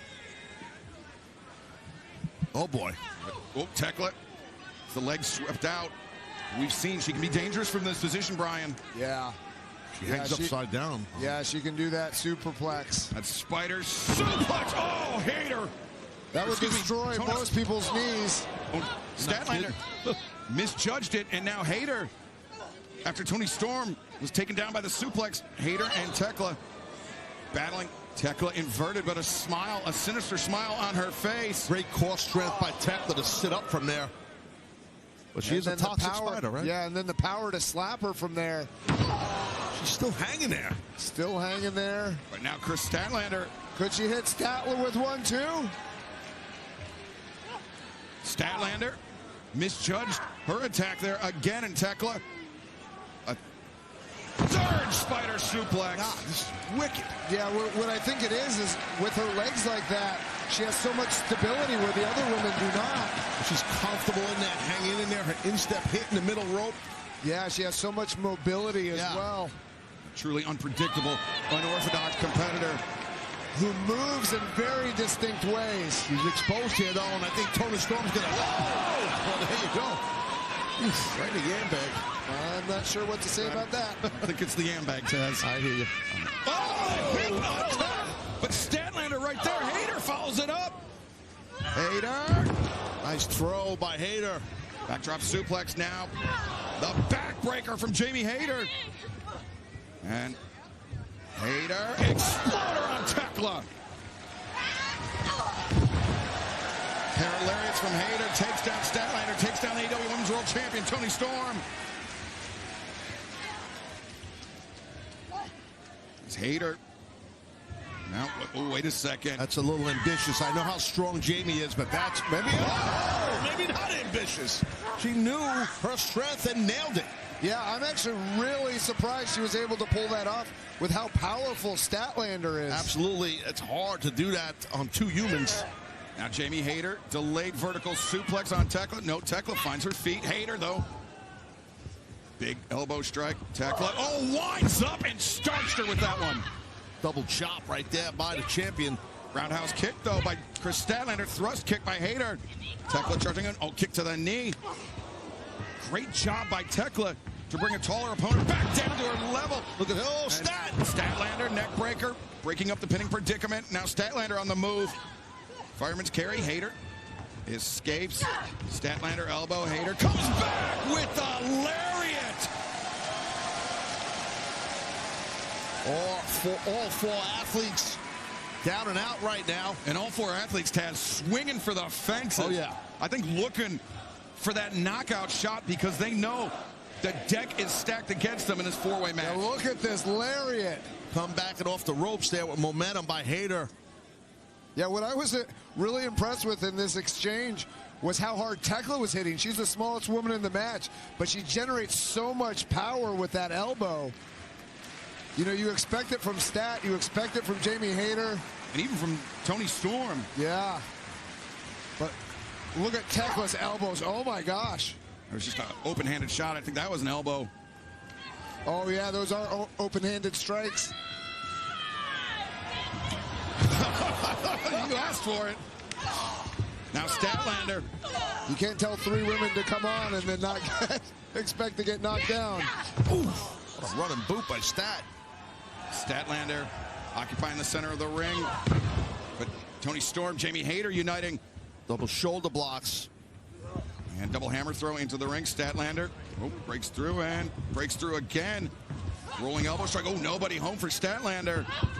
And it's interesting to see Jamie Hayter and Toni Storm working together here. But now the champ and the former champ may finally have their showdown. Back in the knee by Tekla. And the angle of that chop block. Yeah, but Tekla, she seemed too focused on Hayter, allowing Toni Storm to come in from behind. Double hammer throw. Boot into the jaw of Toni Storm. And Jamie Hayter. Wait a second, Tekla. 2 for 1 for Tekla now. But Statlander breaks it up. Stomach was open, and Stat, she got right on Tekla's midsection there. Oh, God. Saturday Night Fever on the outside. The rolling lariat hit Hayter. Not her intended target, but Toni Storm now. The German suplex. And a hip attack. And she got all of it. Storm 0. Tony's going to take it. 1, 2. keep the match going. Yeah, that's the tough thing about these multi-person matches. You can have somebody pinned, but you have to have everybody else out of the way too. Yeah, and it's not like you're trying to save your opponent. You're trying to keep the opportunity for yourself alive. Yeah, you're trying to stop the match from ending. And now, again, the champion, the former champion, they have center stage. Hayter inviting the contact from Toni Storm. Toni Storm and Jamie Hayter exchanging shots in the center of the ring. Yeah, if I'm Toni Storm, this isn't a battle that I want right now. And Jamie Hayter, they are bringing it. Intent on making up for lost time with this. That was a nasty one. Hayter looking for the Haterade, but instead Toni Storm countered, was thinking Storm 0. Backbreaker avoided. Toni on the move. No. There it is. Hatebreaker, and she hangs on. Overhooking the arm. Here it comes. Hey! 1, 2. No! Tekla breaks it up. Now Tekla covers. Smart move. 2. And, Toni Storm able to kick out. It was a smart move. She tried to steal a victory off of the impact by Hayter. Oh, beautiful submission here by Tekla. Overhooking with that version of a Jujikatami for a second. But now she's transitioned here. That's a neck crank. That's right. Well, it's actually a neck crank and a strength.